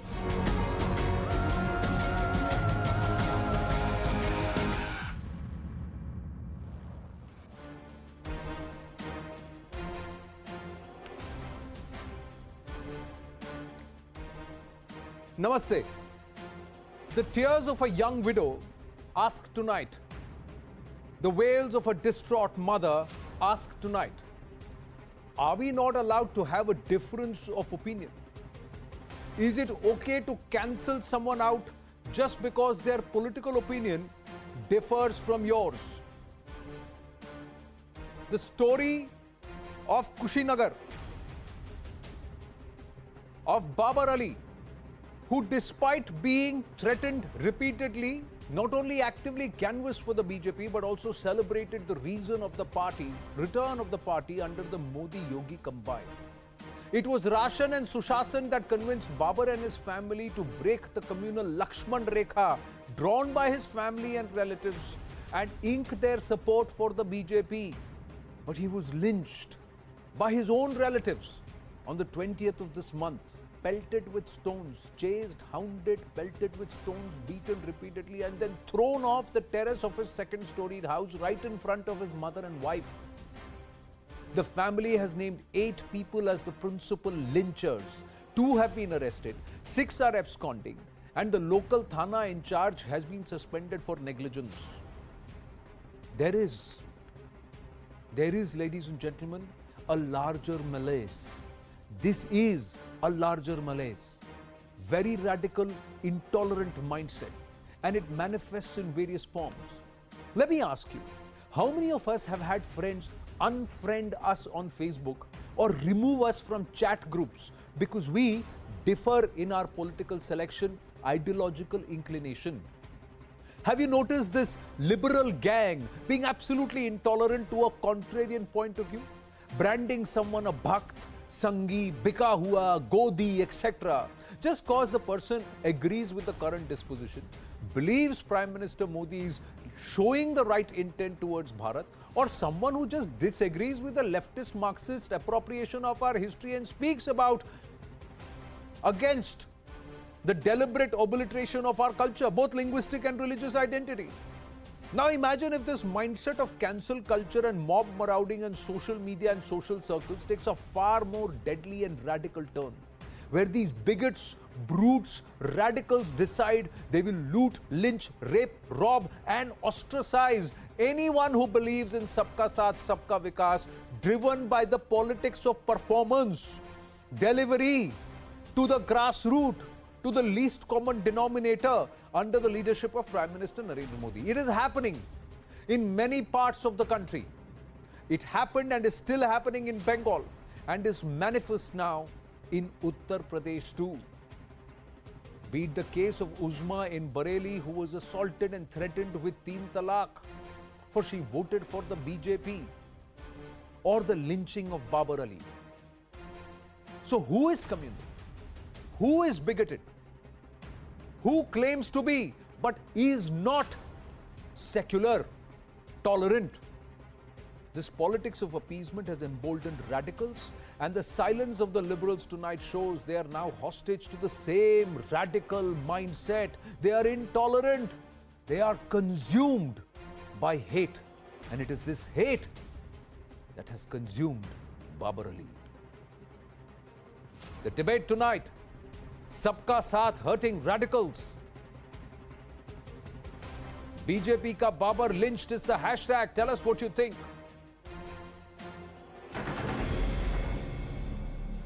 Let's go straight across to our guest, RP Singh of the BJP, Abhishek Banerjee, columnist, Sujata Paul, leader of the Congress Party, Aarti Agarwal, author and researcher. My namaste to everybody. So Sujata Paul, vote for the SP बोला था ना, नहीं किया, मार देंगे तुमको, काट देंगे तुमको, तुम्हारे ही घर के अंदर घुस के तुमको मारेंगे और तुम्हारी ही घर की छत से फेंक देंगे तुमको. How liberal, no? How tolerant? This is barbaric. This is horrendous. And whoever has committed this crime must be brought to justice. But if you're going to talk about this happening only when it's against the BJP, please look carefully, because it is the BJP government which is there. The Baba bulldozer is not able to control anything, because if somebody who is supporting his party is being lynched, this is really scary. And it is for the Bharatiya Janata Party to explain to us how this happened, why it happened, and how they will get justice for the family. There should be no politicization of this matter, and the Congress Party has always stood against violence. So what are you talking about? You said radicals, definitely. If radicals are behaving in this manner, they should be brought to justice. And having repeated this a number of times that they should be brought to justice, I will give you one example of Uttarakhand, where Congress MLA Anupama Rawat had to sit on a dharna, at a police station, because young boys were being picked up from school because they had voted for her. So anywhere and, across party lines, across the nation, if somebody is indulging in a crime, they should be punished. That's it. So it's your fault, Sardar RP Singh. Whatever happens, it is your fault. Blame it on the BJP. See, Anand, all my condolences and to the family of the Babar first. Secondly, Sujata Paul, leader, otherwise will come and tweet for everything which happens. Had this happened some other place or some other name, they would have come and tweeted, they would have made noise, and they would have done everything. None of the liberals, none of the Rahul Gandhis, none of the Arvind Kejriwals, Priyanka Vadra, none of them. Last time I remember the group of leaders who came from Punjab to UP. None of them come, because for them, Muslim life doesn't matter. For them, Babar's life doesn't matter, because he's a BJP supporter. And they will never react on it, because a person said that I'm a BJP supporter, and he expressed his happiness. He distributed laddus. He was hoisting the flag, but they will not react on it, because for them, BJP's Babar's life doesn't matter. Had it been, I don't want to name, had it been someone else in Rajasthan, they would have flocked like anything. Or someone in Madhya Pradesh, they would flock like anything. But not here. This clearly shows that this liberal lobby, which is Rahul Gandhi, Priyanka Vadra, Arvind Kejriwal, and few of the journalist friends from your fraternity who lead this lobby, they will not react and they will not act on this. They will not even utter a word. Yes, Yogi Adityanath ji has taken cognizance of the thing. Already inquiry is being set up. All those responsible are already arrested, and we are ensuring you that none will be left. This is not Bengal. This is not Mamata Banerjee's rule, where people can go scot-free, people can kill because he the leader of a TMC worker was bombed, so the complete family was wiped off. So it's not going to happen here. Strictest action will be taken by Yogi ji. Be rest assured, Baba's bulldozer will work on this also. Sujata Paul, respond. Yes, you know, when you talk about Baba bulldozer, you're talking about making Uttar Pradesh a banana republic, and that is the reason why this has happened. And Mr. R.P. Singh, this is barbaric, and whatever may be the reason, he might be your supporter, but that doesn't mean that any one of us is ever going to support his lynching. Lynching is a word which has been associated with the Bharatiya Janata Party. Ever since you've come to power, people are being lynched, and this time if it's your supporter, it is even more concerning. Should you not look within yourself and find out why this happened and how this could have happened? Why is it that it was a Muslim who was You're blaming about why this happened, because you're blaming that also on the BJP. Sujata Paul, absolutely, because you're blaming why this happened also on the BJP. The government you're blaming the fact that there is a narrative on ground which says if you vote for the BJP, I will ostracize you socially. That narrative has stemmed from the BJP or it has stemmed from the opposition, and the opposition fueling this kind of a mentality. Abhishek Banerjee. Abhishek Banerjee. No, Sujata Paul, this is all. Did you not hear the family? Did you not hear the family, ma'am? Did you not hear the family, ma'am? I don't want to raise my voice, but please, let's not shirk blame and pass the buck here. Where is that champion of Ladki? Where is that champion of Ladki doing Padyatra today? Please ask me, let me ask you. Where are those people who were crying and wailing and beating their chest down in Alwar? Why are they not today in Kushinagar? Why are they not? All those people who are in Hathras, why are they not in Kushinagar? Why? This woman's life does not matter? Her husband has been lynched. Does not matter. Why? Because there is a BJP flag outside the house. See, Sujata Paul, this is the mindset I was questioning. This is the same radical, hate-filled mindset which says BJP का है तो मर गया, cut गया, मरे कटे, उसके साथ कुछ भी हो चलता है. नहीं चलता है. मैं आपको पूछ रहा हूँ, जिन्होंने हाथरस पे खड़े होकर इतना तांडव किया कि लॉ एंड ऑर्डर सिचुएशन क्या है, लखीमपुर खेरी पे इतना तांडव किया कि लॉ एंड ऑर्डर सिचुएशन क्या है, आज कुशीनगर में तांडव क्यों नहीं कर रहे? क्यों बाहर बीजेपी का झंडा इसलिए लगा है? No, I am asking you. No, I am asking you, ma'am. I am asking you, ma'am. What is this mindset which says that I will not raise my voice against this kind of radical mindset of lynch mob? No, where are those people who are championing laws against lynching? Where are the champions of laws against lynching?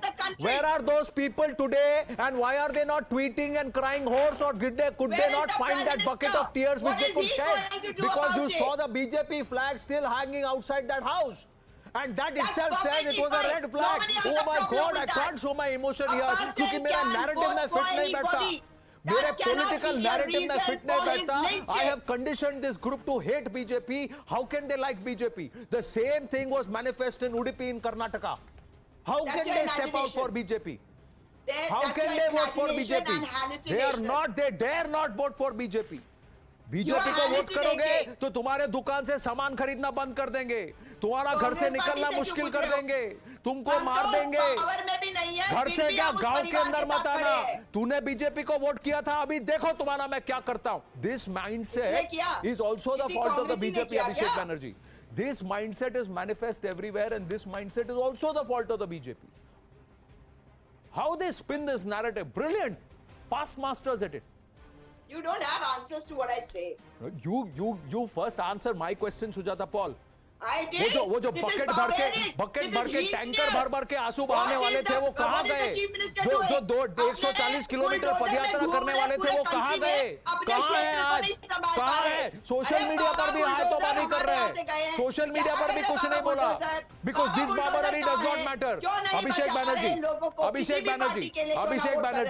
Abhishek Banerjee. Anand, what I have been saying for a while that the radicalization of India's so-called liberals is now becoming a serious problem. I mean, it has been almost 8 years. They have been unable to defeat the BJP electorally. And if you see this sentiment around on the liberal side or in certain communities, at the moment it is pure bloodthirst. It's like, why, how come you still won Uttar Pradesh? How come you're still ruling the country? So they just want to kill. We saw the same sentiment manifest in Bengal. In Bengal, when the post-poll violence broke out, I saw, I mean, you can go to social media and see there were some eminent liberals who said cockroaches. If cockroaches are dying, the BJP workers are cockroaches. So what if they are dying? We have seen this sentiment. And what we saw today in Kushinagar is just a continuation of this bloodthirsty sentiment. But I'll make a few more points. One is that inside a certain community, they have always been, they have been always encouraged to see themselves in terms of community rather than as individuals. And the Indian state has actually always encouraged this kind of thinking. There was no uniform civil code. They make their own laws. They run their own schools. They run their own universities. Even so, all these even things like patriarchal imposition on women like burqa, hijab, triple talaq, nikah halala, everything is imposed. Everything is decided by the community. And now we are seeing, of course, the natural corollary is that they think that even your votes are to be decided by the community. And if you go against that, then there is a very medieval, a very barbaric kind of reaction. And that is what we have seen in Kushinagar. No, but Hindus are, Aarti Agarwal, Hindus are not lynching each other because in a family there are two people who have voted for different parties. They are not lynching each other in their families. Right. How dare you vote for the Congress? How dare you vote for the Samajwadi Party? How dare you vote for the BJP? Nobody is lynching anybody there. So, Anand, I want to add here that, I've always seen the left liberal and, the opposition keeps saying that there should be no politicization of this matter and this crime. And after giving this disclaimer, they go ahead to politicize it. So, this disclaimer really does not hold when people keep saying that there should be no politicization. And then they go ahead to, pass the buck and politicize it. Ma'am, please let me make my point and you can speak after me. You have shouted enough already. So, first of all, this is one thing I want to observe here, that, you cannot politicize something after saying there should be no politicization of this crime. The second thing I want to say is that, I think this ideology and this idea of, there has to be a certain code for a certain community to follow, especially in this particular community, is so inbred that, we still have only 2 of the criminals arrested. As far as my knowledge goes, the rest are still absconding. So, how is it that they're able to abscond? How is it that, they're able to lynch people in broad daylight? This crime happened in broad daylight. It is not some suppressed murder. We know who the criminals are. And yet, because it is a certain type of a crime, we are not able to even nab the criminals. How is it possible? So, this is not just one crime. It is a crime which is supported by so many, and that is why we are not able to even nab the criminals in in proper time. And the last thing I think I want to say here, I just want to finish one thing, is that this is such a strong pattern. This happens in so many states, especially in states where BJP is not ruling. Now, in this BJP ruled Uttar Pradesh, we have this one sort of an instance of a man being lynched for supporting BJP. But there are so many states where BJP is not ruling, where this crime is of much greater scale. And we saw this in West Bengal post-poll violence last year, which was absolutely mind-boggling numbers. I have spoken to people on the ground. I have spoken to BJP workers. And it is so horrible. The numbers are so huge. And there is no comment, there is no support, there is no politicization of those crimes. So, I think we need to really take this very seriously on a national level, and BJP itself needs to come up with a centralized database of hate crimes based on political ideology. And this is something which should ideally get bipartisan support. It should get support of all the parties. Like, Sujata Paul was saying, oh, this, you only talk about this, and then BJP says, oh, you only talk about that. So let's demystify that. Why don't we have a central database of crimes, hate crimes, based on political ideology? Let's get the numbers. Let's see who is being hated more. So that's, I think, my suggestion on what the way forward here. Aarti, stay here. Yes, Sujata, respond. Aarti Agarwal ji is talking about something which I didn't even mention. What I'm saying is, if there is a crime which has been committed, it has to be dealt with as a crime. Nobody has the right to lynch anybody. Forget slap people. Nobody should be, should have that much of courage that they'll go and slap somebody. And when you're talking about a government like UP government, which has been there for 5 years, are you not going to question the administration? How dare anybody go and kill somebody in broad daylight? Wow. And this is the cross-party party line. Absolute. Love that sentiment, love that voice and that decibel. 2021 Bengal, 48 hours, what transpired in Bengal? Where was your voice? Where was that voice, Sujata Paul? Today it's happened in a BJP ruled state, so you are shouting. But when it happened in Bengal, where was your voice? When it is happening daily in Rajasthan, where is your voice? So वहाँ की लड़की लड़ने के बाद काबिल नहीं है, वहाँ लड़ना नहीं चाहिए उस लड़की को. और यहाँ पर भी इस लड़की को लड़ना नहीं चाहिए क्योंकि उसके बाहर घर के बाहर बीजेपी का झंडा लगा है. और no, I am asking you, ma'am, where is your shame, ma'am? Where is your shame? Let me ask you, where are all those people, those champions of rights and human rights? Where are they? How many of them marched the streets of Bengal and asked questions of that lady there and her disposition? How many people are today coming out and saying, we stand with the family of Babar Ali against those brutes, irrespective of political parties? No, you please tell me. RP Singh, it is your fault, RP Singh. It is your fault that in a BJP ruled state, somebody who stands up for you is lynched. It is your fault that in a non-BJP ruled state, somebody who votes for you is chased out of the state. It is your fault, RP Singh. That's what the opposition is saying. Well, Anand, thank you, Anand. I expected Sujata Paul should have also reacted on their minister's son raping a Dalit woman, Dalit girl, just few days back, just 5 days back. I still remember a person named Krishna Valmiki was lynched by Sagar Qureshi, Rais Imran, Sohail and Sahid Qureshi and Akhtar Ali. They never reacted on it, and then these guys are still free. I mean, this was last year June when it happened in Rajasthan. So they will never utter a word. That selective amnesia, that selective reaction, pick and choose when they do, that's sad. And then I still remember Sonia Gandhi couldn't hold a tear and tears kept rolling her cheeks for Aris Khan, the Batla House terrorist. But not a word for Babar Ali, not a word, because I said it's very selective. BJP का है तो कोई बात नहीं, कोई और terrorist मरेगा, कोई आतंकवादी मरेगा, उसके लिए आंसू भी बहेंगे, आंसू निकलेंगे खूब जोरों से, साए आंसू फूटेंगे. So we all know that they are trying to build a narrative, but let me tell you very clearly, Modi-led governments, Yogi-led government and other double-engine-led governments, they are changing the narrative, and then they can't bear this. The narrative is being changed on economical level and at the social level, at both levels. People are voting now. People have come to know that these parties can deliver. There's a party who is delivering on ground. Sashan bhi, Anushasan bhi, or Rashan bhi. But the real problem, RP Singh is, and I'm going to come straight at you at the BJP and at the party, is the fact that the cadre are left high and dry. They are left to fend for themselves. The establishment or the administration doesn't stand up for them. In a BJP ruled state or even in a non-BJP ruled state. With Babar Ali, on the 30th of January, he was intimidated. He went to the DM. His wife wrote a letter and the DM sent that to the local Thana. That Thana in charge, and the family says that he didn't take that complaint seriously. Even on the day he was lynched, that's the 20th of March, he was actually going to go back to the Thana in charge and the DM to say, I'm being intimidated, I'm being threatened.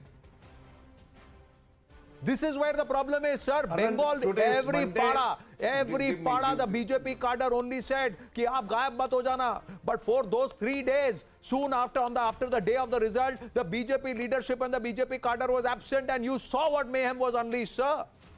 So these people are also afraid because they are being socially ostracized, RP Singh ji.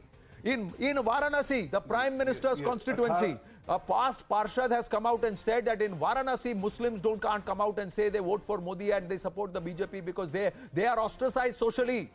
This is an evil, sir.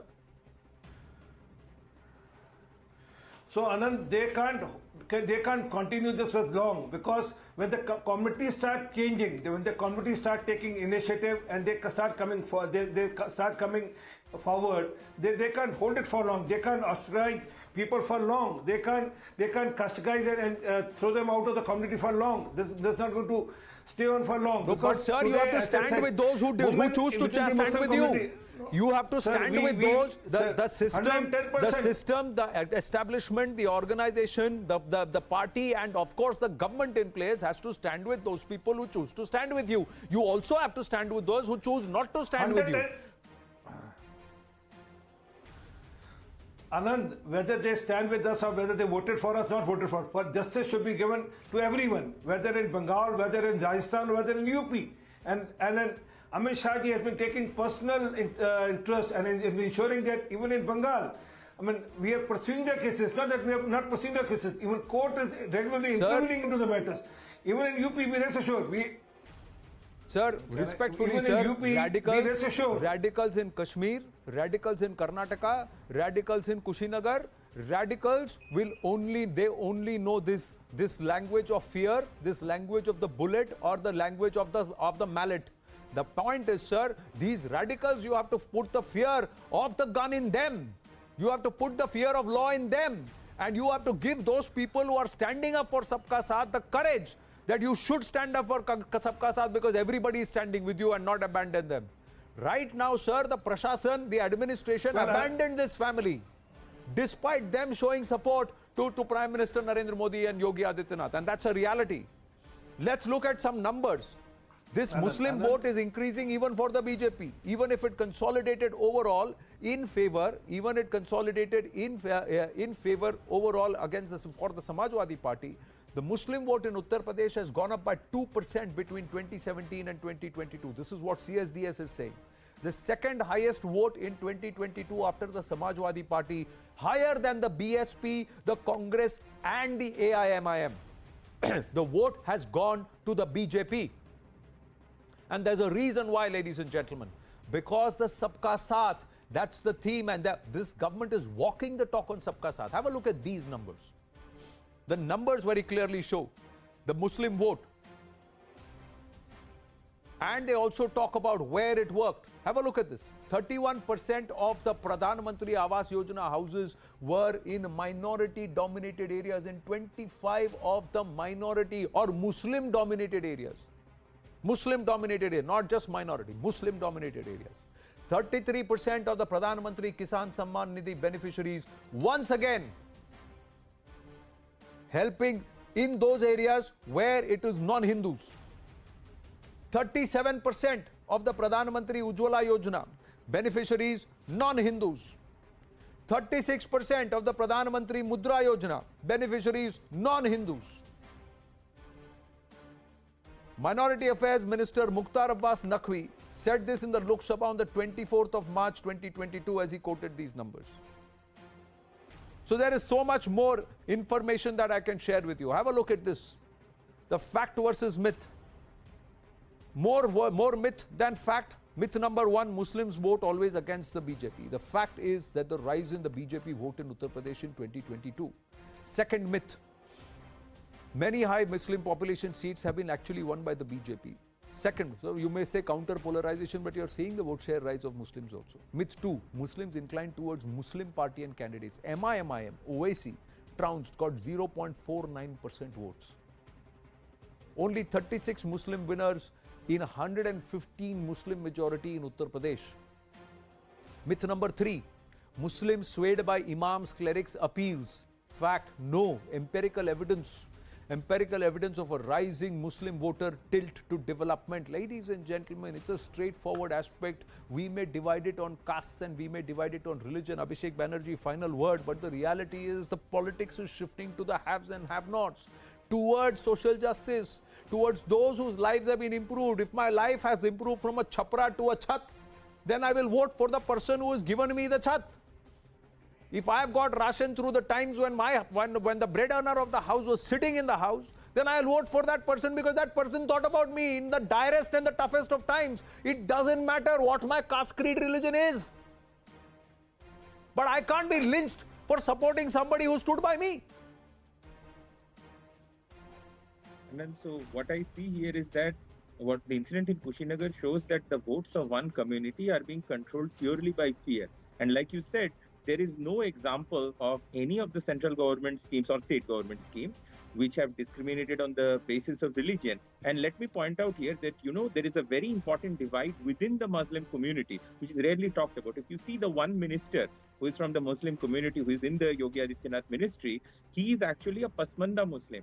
You see, this narrative is generated by the upper caste or so-called Ashraf Muslims, who make up only like 10-12% of the entire number of Muslims in this country, but they control like 95% of all the power that, of all these Muslim minority dominated institutions. And they have been trying to enforce this narrative. And now, as you can see, that because, people who are at the bottom rungs of the society, and most of them are Pasmanda Muslims, they actually benefit from these welfare schemes. And I would not be surprised if the real number, because, CSDS has done a survey probably by asking people. And the question is, are Muslims genuinely, do they feel secure enough to admit that they voted for the BJP?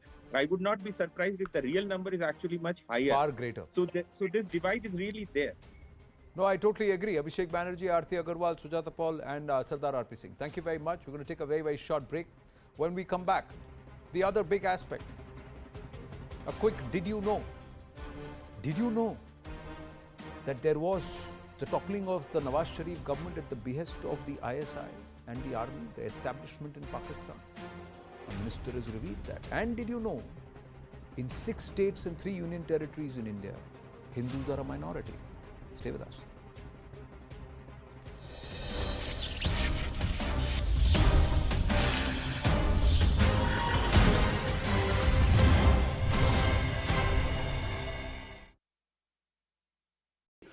But maintaining this position and not sort of moving onto another newer position, if you will. Nick, if I can ask you, going into this summit, there were a lot of questions over what possible contingency plans would look like if NATO countries were drawn in, due to misfire, due to any other incidents. Do we know if there were any contours for those contingency plans chalked out at all? No, not in detail, and that was something that both President Biden and the NATO Secretary General Jens Stoltenberg didn't want to get into. They did say that if Russia did perpetrate a chemical weapons attack, and dependent on what that chemical weapons attack looked like and how much it affected NATO nations, then there would be a response. We do know that in the United States, at least, National Security Advisor Jake Sullivan has been briefing about meetings that have been going on for the past month or more now, sometimes several times a week, between US officials to look at what they would do, how they would respond, what exactly they would do if Russia was to use, for example, chemical weapons, nuclear weapons, or stray into NATO territory. So we know there are plans. We know that that's being worked out behind the scenes, but the details are not being made public at the moment. All right, Nick, and one more question here. I think our audiences might already know that the Ukrainian president addressed the summit yesterday. Tell us a little bit more about the takeaways from his address, but tell me also about, that NATO response to the address. Is there at all a sense right now that this exchange between the two of them, between the Ukrainian president and the NATO summit, it's sort of falling on deaf ears? No, I think it's President Zelensky is tailoring his speeches for the audience. He didn't ask for a no-fly zone. He didn't make a pitch that he knew already that wouldn't be acceptable to NATO. But he did reiterate that he does need more surface-to-air missiles, that he does need more complex air defense systems, that he does need these Javelin anti-tank missiles. And his pitch there was for quite significant numbers of those to be supplied. And on the contrary side, you have other European leaders such as Emmanuel Macron and others saying, look, there is a threshold. We cannot be perceived as putting too many weapons into Ukraine, because then we become co-belligerents. And that's part of the NATO message as well, not to ramp up the fight with weapons or NATO involvement in such a way to draw NATO in and therefore make the conflict bigger and therefore put, the 500 million people within NATO nations, way more than that actually, close to 1 billion people within NATO nations, essentially potentially in the line of fire. So there is a balance, and President Zelensky didn't ask for what he knew he couldn't have, but pushed for what was on the outer limit of what he might be able to get. All right, and Nick, my last question for you. With President Biden now headed into Poland, can you tell us a little bit more about what our audiences should look forward to there? Could you also tell me, when it comes to each of these meetings in the last few days, does the United States feel as if its objectives have been met? I think so far the objective's been met. If you look at every statement, the one from NATO, the one from the G7, the joint White House European Council leaders statement as well, they're in lockstep. Multiple points, all saying to Russia, stop the war, you're going to be investigated for potential war crimes, pull your troops out, and also a message for Belarus as well, not to raise the tensions, not to get further involved than they are, and a message for China as well that it must or should not give military or political support to Russia at this stage. So that's on that side. That's the achievements here for President Biden, and galvanizing this unity again and driving the view forward that this position must be maintained going forward. What to expect in Poland? Expect President Biden to meet with President Duda of Poland. Expect him to visit a site where we can expect refugees to be, those who have just been forced out of Ukraine. And expect him as well to visit with the 82nd Airborne, who, of course, are troops that were sent from the United States about a month and a half, 2 months ago, to be on that eastern flank of NATO in Poland to help give...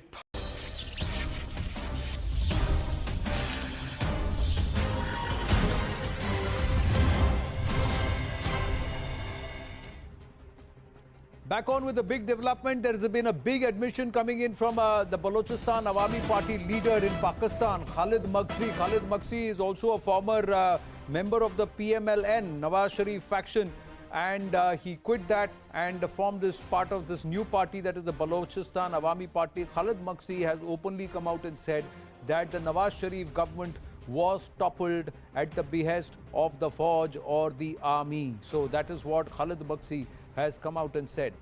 Listen into what he had to say.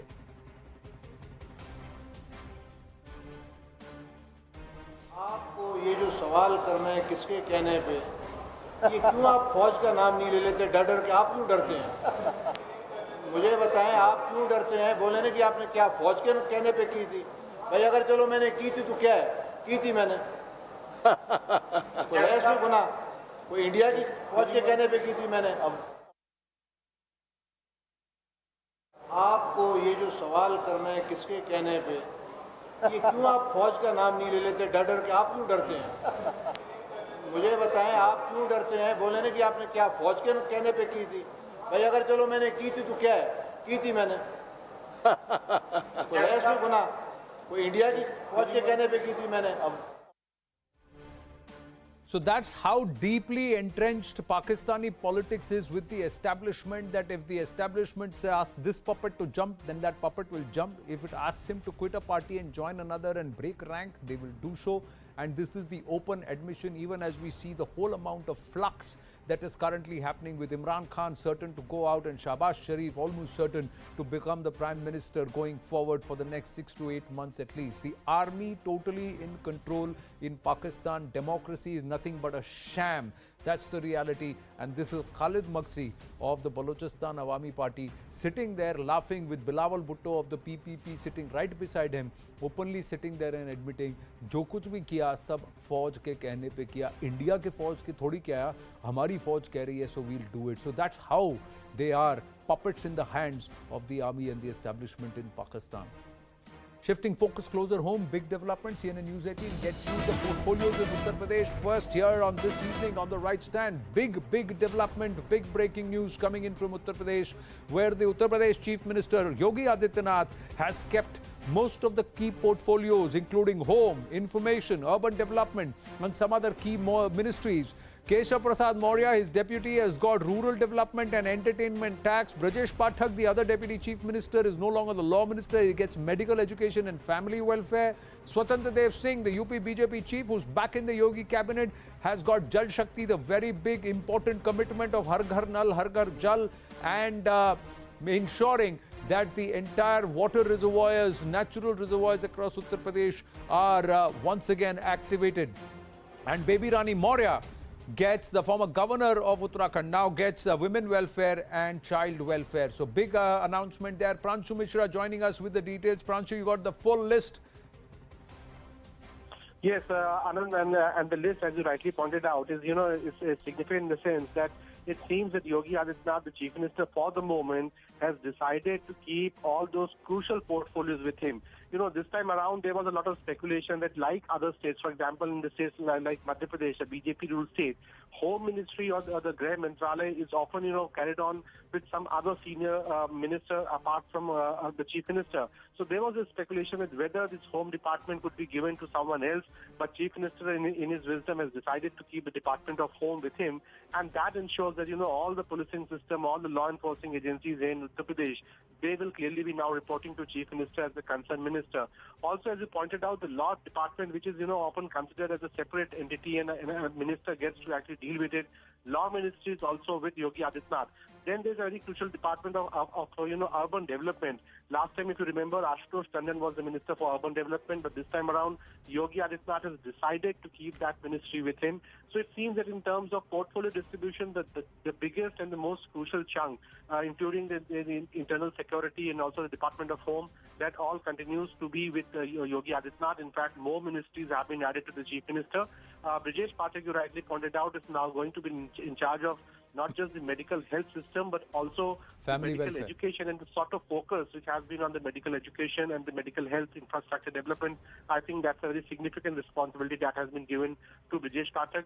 Asim Arun, the police commissioner, many were thinking he would be getting some role as far as law and order enforcement is concerned, but he has been restricted to the scheduled caste development and also the social welfare. So both these departments primarily concerned to the the Dalit and the downtrodden. In that capacity, Asim Arun would be responsible for those portfolios. Well, clearly, so now they've been asked to, they've been blooded into the cabinet. They will be seen how they handle these ministries. Is there going to be a shuffle or perhaps allocation or reallocation going forward? We'll have to wait and watch. But Yogi Adityanath has taken more upon himself. So him and the Chief Minister's office are now going to drive very, very key, important portfolios, including home, information broadcasting, and of course, urban development. All of these remain with the Chief Minister. Pranshu, thank you for your inputs. Moving on, ladies and gentlemen, and let's set up debate number 2 here on the right stand. Have a look at this. Where are, and did you know, let me look and have a look at this information. In Jammu and Kashmir in our country, 28.4%, only 28.4% are Hindus. In Punjab, 38.4% are Hindus. Arunachal Pradesh, 29% are Hindus. Nagaland, 8.7% are Hindus. Mizoram, 2.7% are Hindus.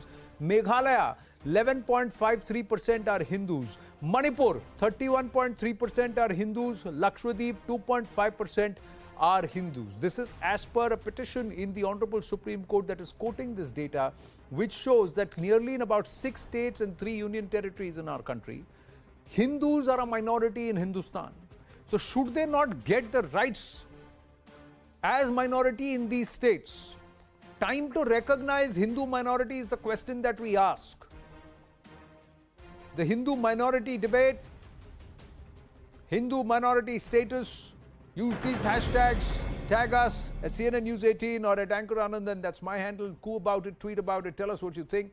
RP Singh of the BJP with us, Atikur Rahman, Islamic scholar with us, Shireen Moti, Professor of Constitutional Law, OP Jindal Global University, and also lawyer with us. My namaste to everybody. Shireen, this petition in the Honorable Supreme Court, is it going to push a rethink on who is a minority and who is not? How do you classify it? Or should it be the responsibility of the various state governments, linguistically and also religiously? Well, the Constitution provides for benefits for religious and linguistic minorities and protection for them. But does it define minorities? Does our Constitution define minorities? No, it does not define minorities, and therefore the petition and therefore the demand of clearly defining the minorities and therefore extending the benefits that are there for the minorities in a more reasonable and in a more clear fashion, as opposed to the allegation today that it is arbitrary in nature and it is something that needs to be relooked at. Now, the question really here is twofold. Firstly, who is a minority? That becomes important for giving those benefits, extending those benefits that have been reserved for the minorities within the constitutional scheme. And second, who is the authority that is going to define the minority status? And these questions have been pending for years together, and that is leading to a little bit of a discomfort, and that is causing this petition to be there in the Supreme Court. And the Supreme Court will be finally interpreting the constitution, Article 29 and 30 are protecting your minority rights, and not only restricted to educational institutions, but otherwise as well. And therefore, it is up to the Supreme Court now to face these two questions that have been long pending and have been a matter But the center has come out and washed its hands off, saying, don't ask us. Let it be with the states, because that's what previous judgments have said. They've quoted the 2005 Pai judgment. Yes, so even if the states go ahead, and because under your minority commission, it was the central government who would notify this list. That was the power, that was the empowerment within the National Commission for Minorities. But now if the states have been given this onus, the center is saying that the states should go ahead and define who are the minorities and therefore extend the benefits that are rightly to be extended to them. Ultimately, the Supreme Court has to take a call on this, that who defines, but your outcome has to be that there has to be a clear definition, and therefore the guidelines also to support the benefits that the minorities rightly deserve. Why have you passed it on to the states, Sardar RP Singh? Well, Anand, as per the law, it's the domain of the states. I mean, earlier also, 2016, Maharashtra government has done it for Jews, and Karnataka government has done it for the linguistic minority of Urdu, Telugu, Tamil, Malayalam, Marathi, and other languages. So, it's the state government which will take a call, and then let state government, as you were telling the data, which was around Meghalaya 11.53 and other states where Hindus are minorities, Nagaland 8.75.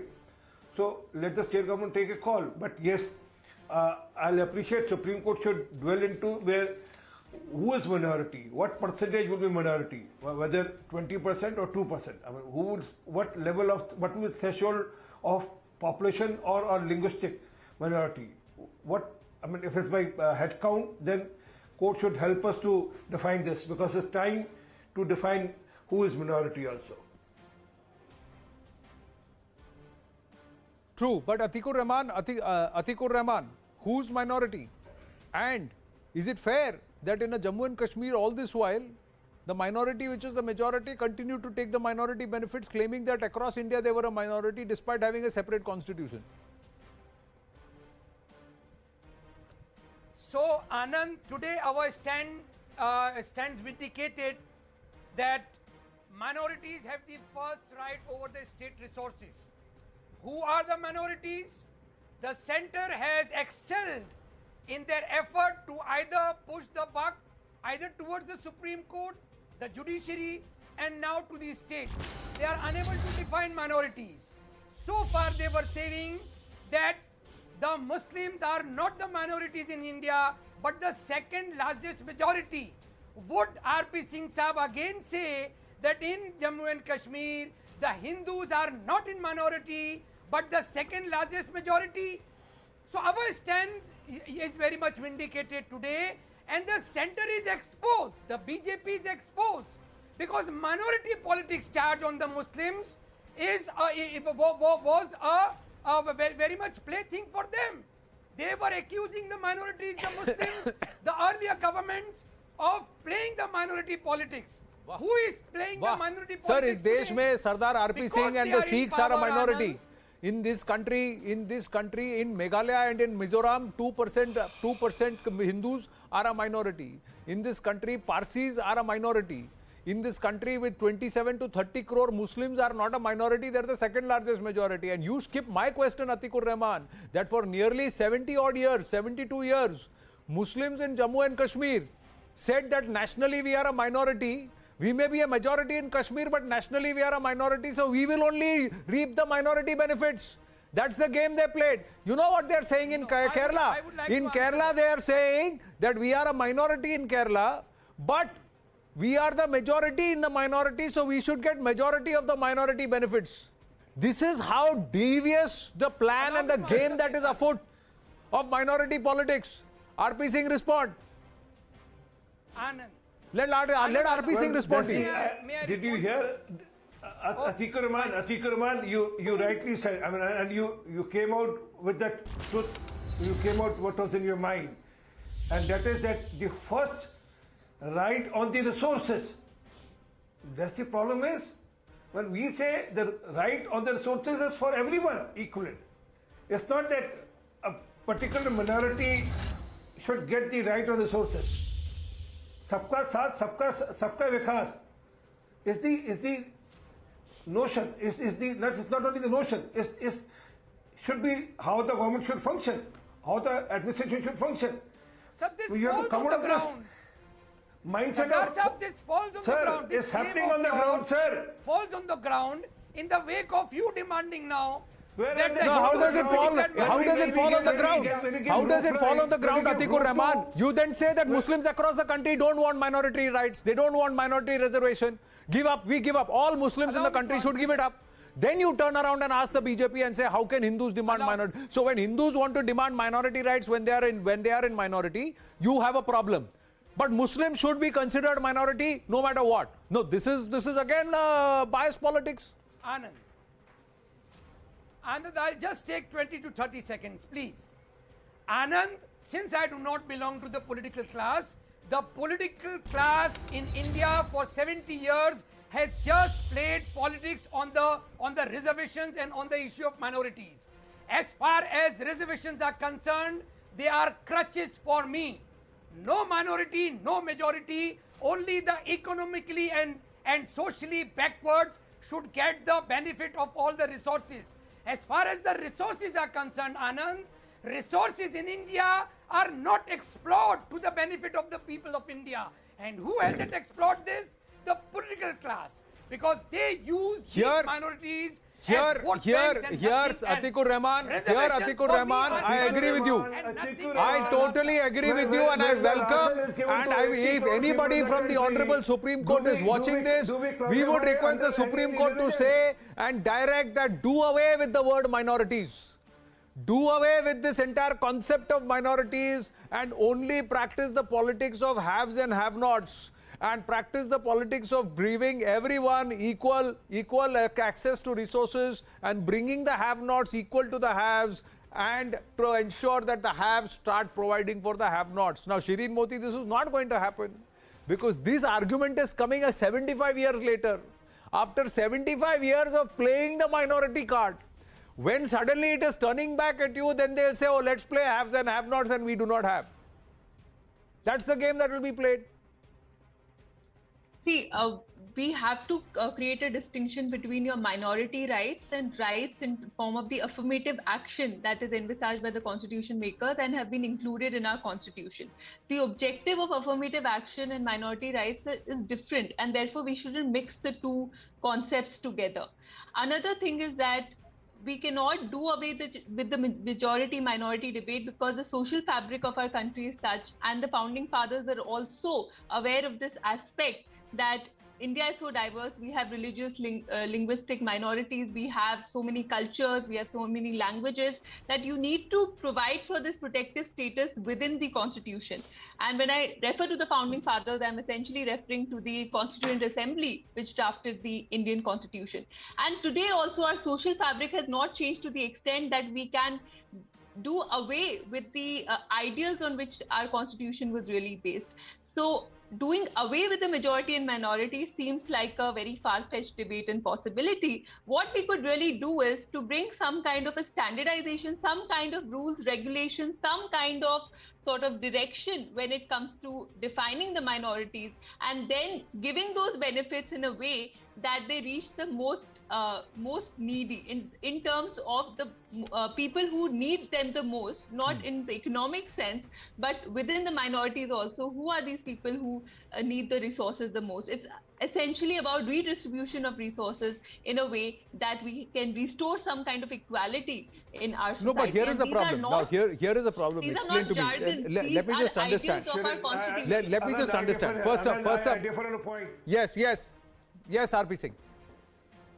I differ on a point. Article 27 categorically says that you can't collect the state revenue on basis of religion, neither you can spend it on basis of religion. So let's be very clear. This definition of minority and then giving special status to minority and using resources of the state for minorities on name of religion or on name of language is against the law, against the constitution. So yes, when we say everything will be provided to everyone, that's okay, because when we say the roof will be provided to everyone, the ration will be provided to everyone, the gas collection will be provided to everyone, the water collection will be provided to everyone, without getting into minority or majority. And yes, it's a time when minority also has to be defined. What would be minority? What percentage would be minority? Will be 20% will be minority or 2% will be minority in this country? If minority has to be defined. No, but minority will be defined on what? On what basis? On language and on religiosity? Or will minority be defined on some other parameters? And at what basis? At a national level or at a state level? Now here is a contradiction. Just quickly just see, and then I'll come back to you. Now here is the contradiction. First up, our constitution doesn't clearly define who a minority is. But what happens is Section 2F of the NCMEI Act 2004 comes into focus because it restricts minority benefits restricted to 6 religious communities.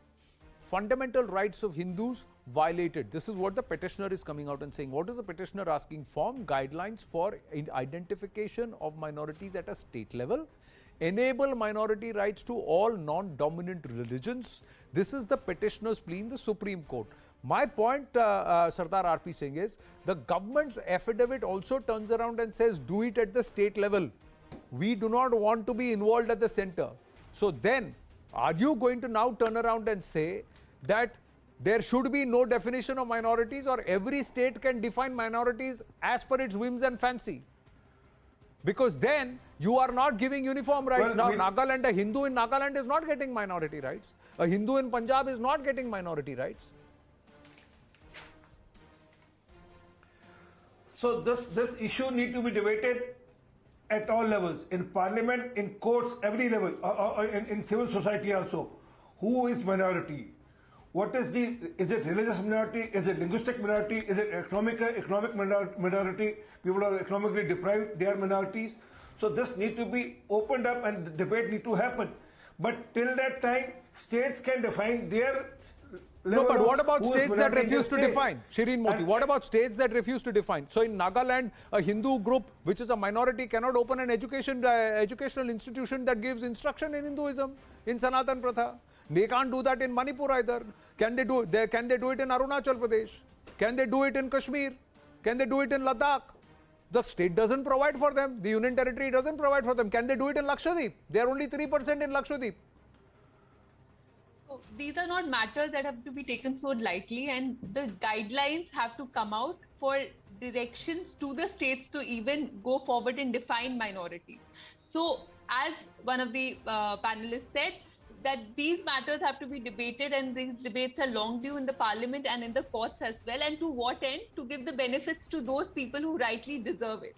Now, if the onus is falling on the state, then the states also have to be directed in a particular manner, and this probably the Supreme Court can come up with those guidelines, those uniform guidelines on the basis of which those determinations can be made and those benefits can be extended.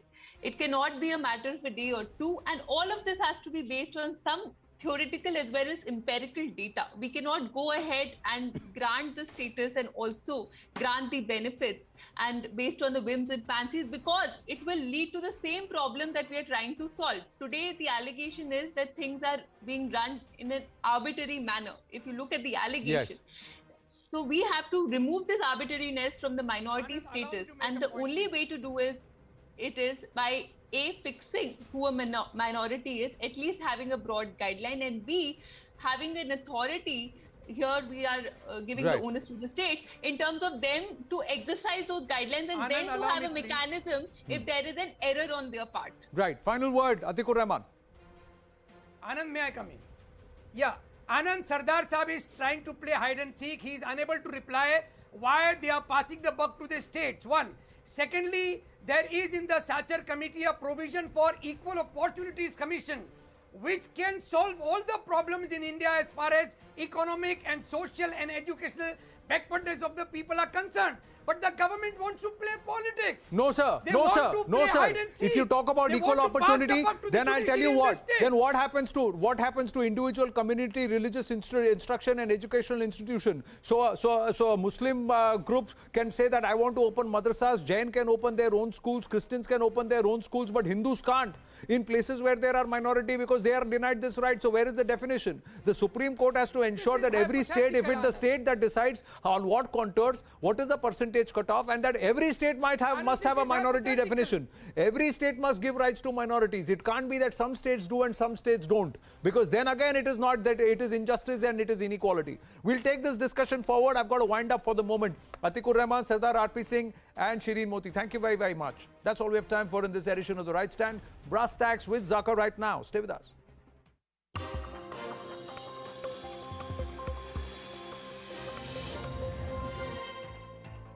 Good evening, this is Brass Tacks. I'm Zaka Jacob. Russia's invasion of Ukraine is now over a month old. Both sides are trying to broker another round of peace talks. It's going to happen in Istanbul in Turkey. Now, this comes after US President Joe Biden over the weekend explicitly called for the overthrow of Vladimir Putin. No American president, not even in the height of the Cold War, has explicitly asked for a regime change in Moscow. This is now a comment that the White House has been scrambling to clarify. It also comes in a week when Sergei Lavrov, Russia's foreign minister and Putin's very close aide, is expected to be here in Delhi. If the visit indeed does happen, it'll be the highest level visit by a Russian official since the war began. Why does the West have a problem with India taking a neutral stand in this war between Ukraine and Russia? But first, let's get to the story that is emanating from Ukraine on day 33 of this war.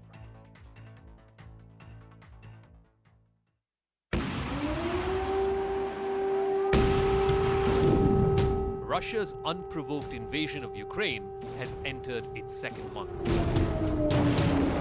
Hundreds are dead, the scale of destruction is immense, and the humanitarian crisis is growing day by day.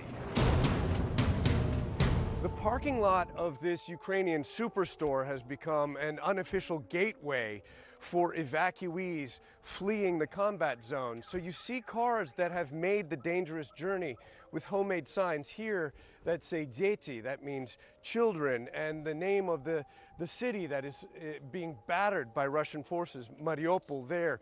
Here you see a van that has the word evacuation written on the windshield here. And then you can also see that some people are tying little white flags and rags on their cars. These are all desperate attempts to try to protect civilians from coming under fire from the combatants that are arrayed in the nearby countryside. Ukrainian President Zelensky says his country is prepared to discuss adopting a neutral status, but that he will not discuss any of the other Russian demands, including demilitarization of Ukraine. Вообще не сядем за стол, если мы будем говорить о какой-то демилитаризации, какой-то денацификации. Для меня это непонятная абсолютная вещь. US President Joe Biden, who flew down to Europe to reinforce the unity of the West against Russia, declared that Putin should no longer remain in power. Ukraine will never be a victory for Russia, for free people refused to live in a world of hopelessness and darkness. We will have a different future, a brighter future, rooted in democracy and principles, hope and light, of decency and dignity, of freedom and possibilities. For God's sake, this man cannot remain in power.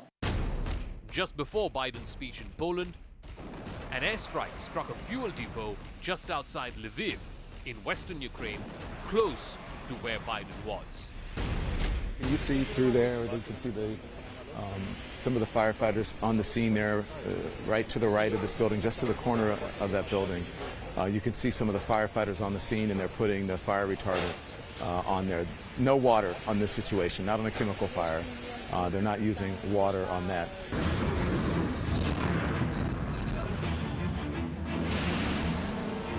The Russia-Ukraine war is in its 5th week now. That is much longer than what Vladimir Putin would have anticipated. But the longer this war goes on, the greater the risk of an alienated Putin doing something dramatic like pressing the nuclear button.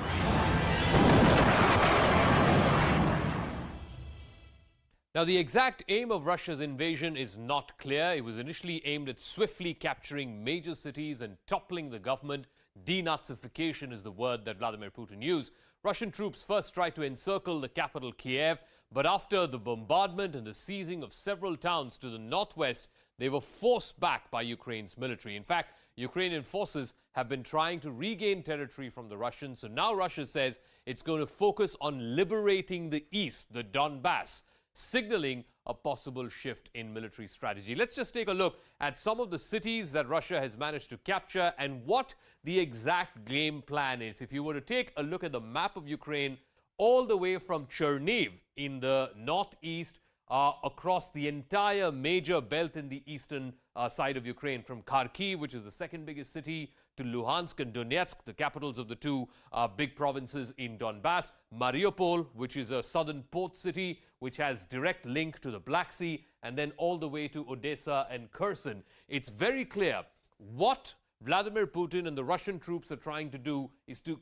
create a semicircle almost, the entire eastern belt of Ukraine being completely cut off, as a result of which they want to create a buffer state, almost like North and South Korea, or what used to be erstwhile East and West Germany. They want to create a buffer state between Ukraine and Russia, as a result of which Russia's security interests are not directly threatened by a Ukraine, which Russia feels is moving closer and closer to NATO. So that's the game plan by Vladimir Putin's troops. And over the weekend, they have said there's going to be a recalibration. Take a look at, this entire set, the Ukrainian fight back that's happening in Kiev. Certainly, for the last few weeks now, we've heard the story of a convoy being stuck, or multiple convoys being stuck on the outskirts. Kharkiv is the second biggest city. At one point, it had almost fallen to the Russian forces, but now Ukrainian troops are pushing back. Same's the case in the southern city of Mykolaiv, as well as in the west in Makariv. So there is major fight back of the Ukrainian forces, and that includes in the suburb of Irpin. We're getting breaking news from there. This is in the northwestern side of Kiev, the capital. From Irpin, and Irpin has seen some deadly clashes over the last few weeks. There appears to have been a now completely taken back by Ukrainian forces. The mayor of Irpin has confirmed this is one of the major hotspots. The mayor there has confirmed that Ukrainian troops have now captured the city again. Now it is in control of Ukrainian troops. Let me go across to Salma Abdulaziz, who's joining us from Lviv in Ukraine. It is in the far west. This pattern that we're seeing of Ukrainian troops trying to regain cities that had supposedly almost entirely fallen in Russian control. What is going on the ground? Because we're also getting word from Ukrainian intelligence which seems to suggest that the game plan now, and the Russians have recalibrated their game plan, they want to try and create an eastern buffer state, almost like your North and South Korea or the erstwhile East and West Germany, which will kind of act as a buffer state against Russia and creeping NATO interests as Russia sees it. Right. So if you do, as you've pointed out, look at the map, the goal is to create that buffer zone. But it's not just about creating a buffer zone. It's also about creating a land corridor that would connect Russian territory all the way down through the east, all the way down the eastern flank to Crimea, which is a warm water port. It would be Russia's only port that would function year round. And that's very significant for trade, of course, and for its ability to maneuver logistics supplies. And, of course, then you have the Russian-speaking areas, the so-called two republics in the Donbass, these separatist areas that Russia also wants to take. So it connects these three major locations, the Russian border, the separatist areas, all the way down to Crimea, giving Russia access to a warm water port, making it able to expand its trade and its capabilities abroad. But let's look at what's actually happening on the battlefield. Russia has yet to really gain control of any major city. It has yet to make any major gains on the ground. Instead, actually, what we're hearing from U.S. officials is that there's been major miscalculations, that thousands of Russian troops, up to 15,000 Russian troops, may have already died on the battlefield, that they're having trouble with supplies, that they're losing precision weapons, that they've been unable to take control of the skies. And this is significant when you're looking at the fact that Russia is a military superpower and Ukraine is supposed to be much smaller, much less equipped, much less funded than, of course, the Russian military. But at the same time, Ukraine has, of course, been bolstered by its allies. It's been given Turkish drones. It's been given anti-tank systems by Western friends. It's been given thousands of missiles by the United States. And they're going to continue to feed and fund that counteroffensive that Ukrainian officials tell us has been successful in gaining back some ground, in clawing back some territory. But again, these gains are not solidified. So what you're looking at more and more here is a war of attrition, where the fault lines, if you will, may shift and move a little bit, but not significantly. But caught in the middle of that, of course, are civilians. So you hear this word stalemate thrown around sometimes, but this is not a stalemate in the sense that bombs, bullets, artillery will keep flying with families caught between them. All right, Salma Abdulaziz, for the moment, thanks very much for joining us from Lviv in western Ukraine. Meanwhile, shifting focus to India, where Prime Minister Modi has had several phone calls, both with Russian President Vladimir Putin as well as Ukrainian President Vladimir Zelensky. But for the first time since this war began, one of Mr. Putin's closest aides and the Russian Foreign Minister Sergei Lavrov will be in Delhi this week. Now, Lavrov's visit comes just months after Mr. Putin himself was here back in December for the annual summit. But the circumstances are very, very different now as the US and European allies increase pressure to try and isolate Russia.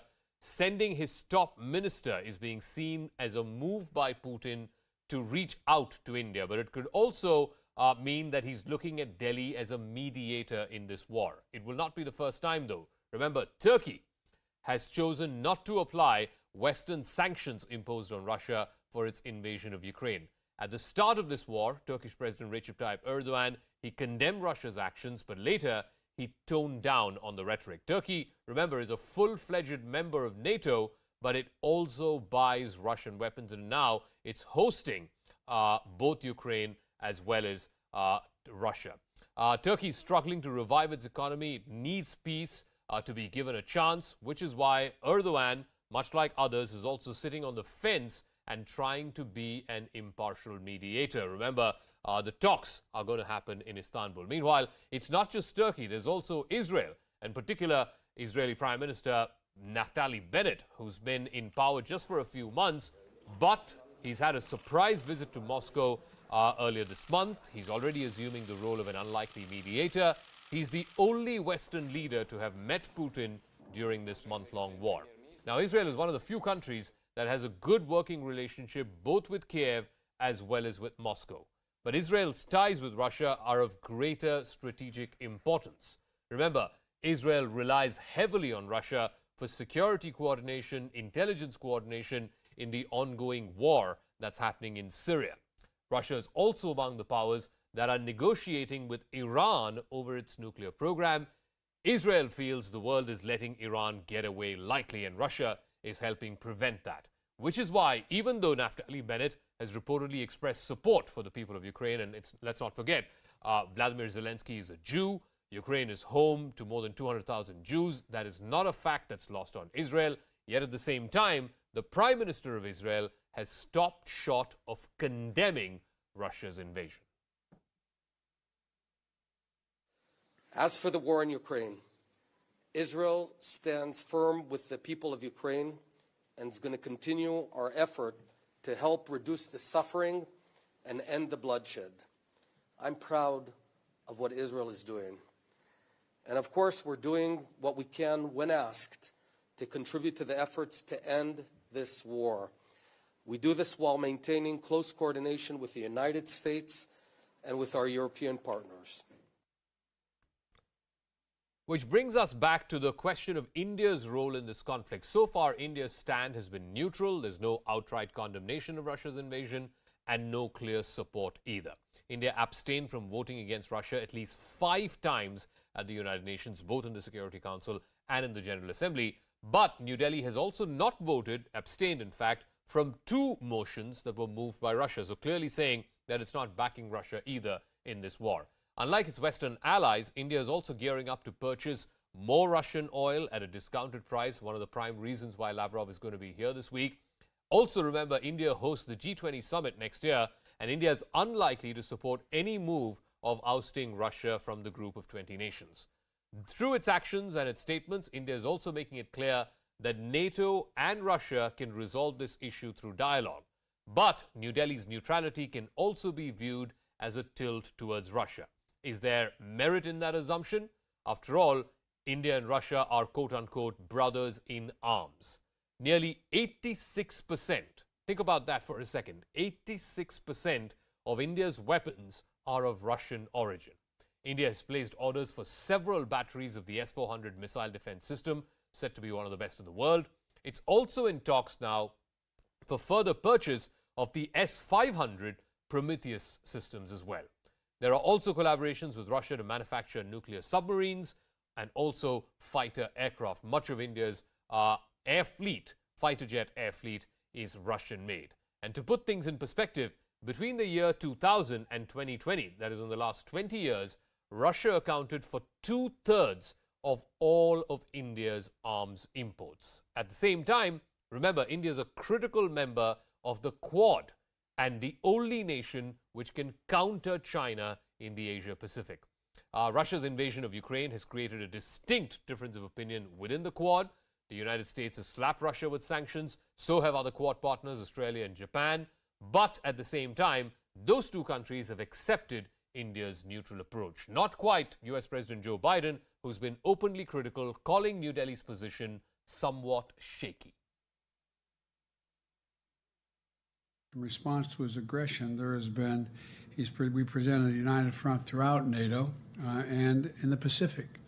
The Quad is, with the possible exception of India being somewhat shaky on some of this, but Japan has been extremely strong, so has Australia, in terms of dealing with Putin's aggression. All right, let me go across to our guest now. Ksenia Kondratieva is a senior Russian journalist joining us live from Moscow. We'll be joined by Stanislav Yurash. He's a Ukrainian member of parliament. Lieutenant General P.S. Jaswal, retired defense expert, former commander of the Northern Command, is joining us. Vishnu Prakash, former diplomat, is joining us. And Raymond Vickeries, former U.S. Assistant Secretary of Commerce. Let me start with Ksenia Kondratieva. Is it fair to say, and over the weekend we got word from the Russian side that there's going to be a recalibration of Russia's military operations, that phase one of the military operations are over, and now it'll be mostly focused on liberating the eastern part. And as I explained at the top of the show, the entire east, from Sumy and Cherniv in the northeast, through Kharkiv and all the way to Mariupol and Odessa in the southeast, is the aim of the Russian invasion now to carve out a separate eastern Ukraine which could act as a buffer state? Thanks for having me and for the question. Yes, that's what we have heard from the Ministry of Defense officials. While they are still not really officially saying what the plan is, we can just do some guessings. But yes, these are areas that are of strategic importance, and Russian army have well advanced there.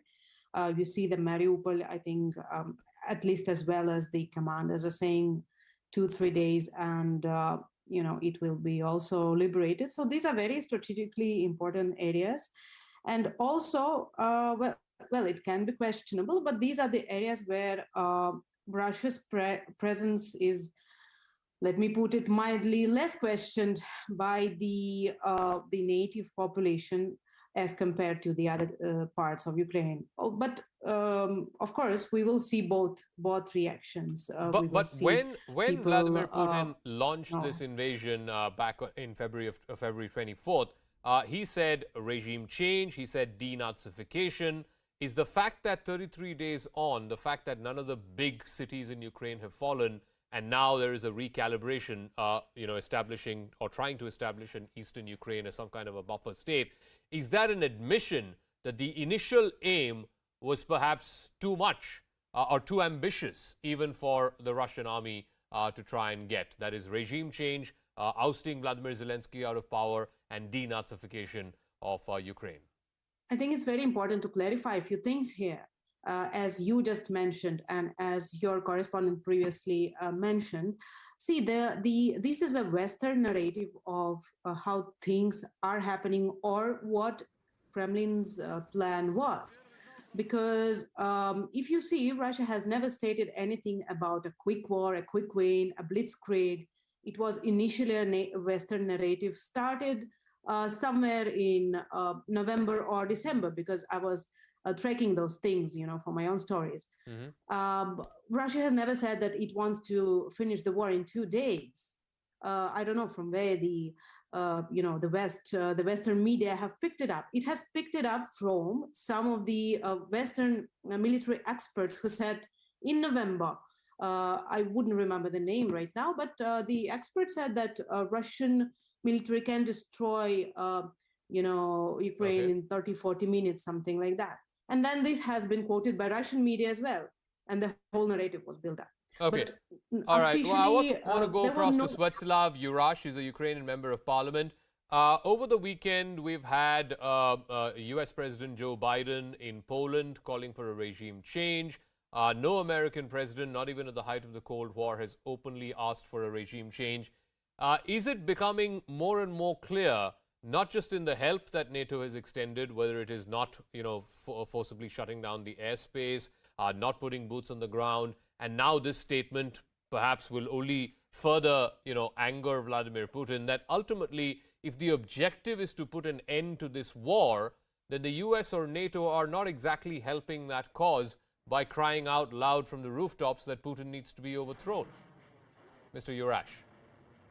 The reality is Putin has done too much to deserve being thrown out of the throne. He hasn't just meddled in Ukraine, he's meddled all around the world with one simple goal: to destroy national world order.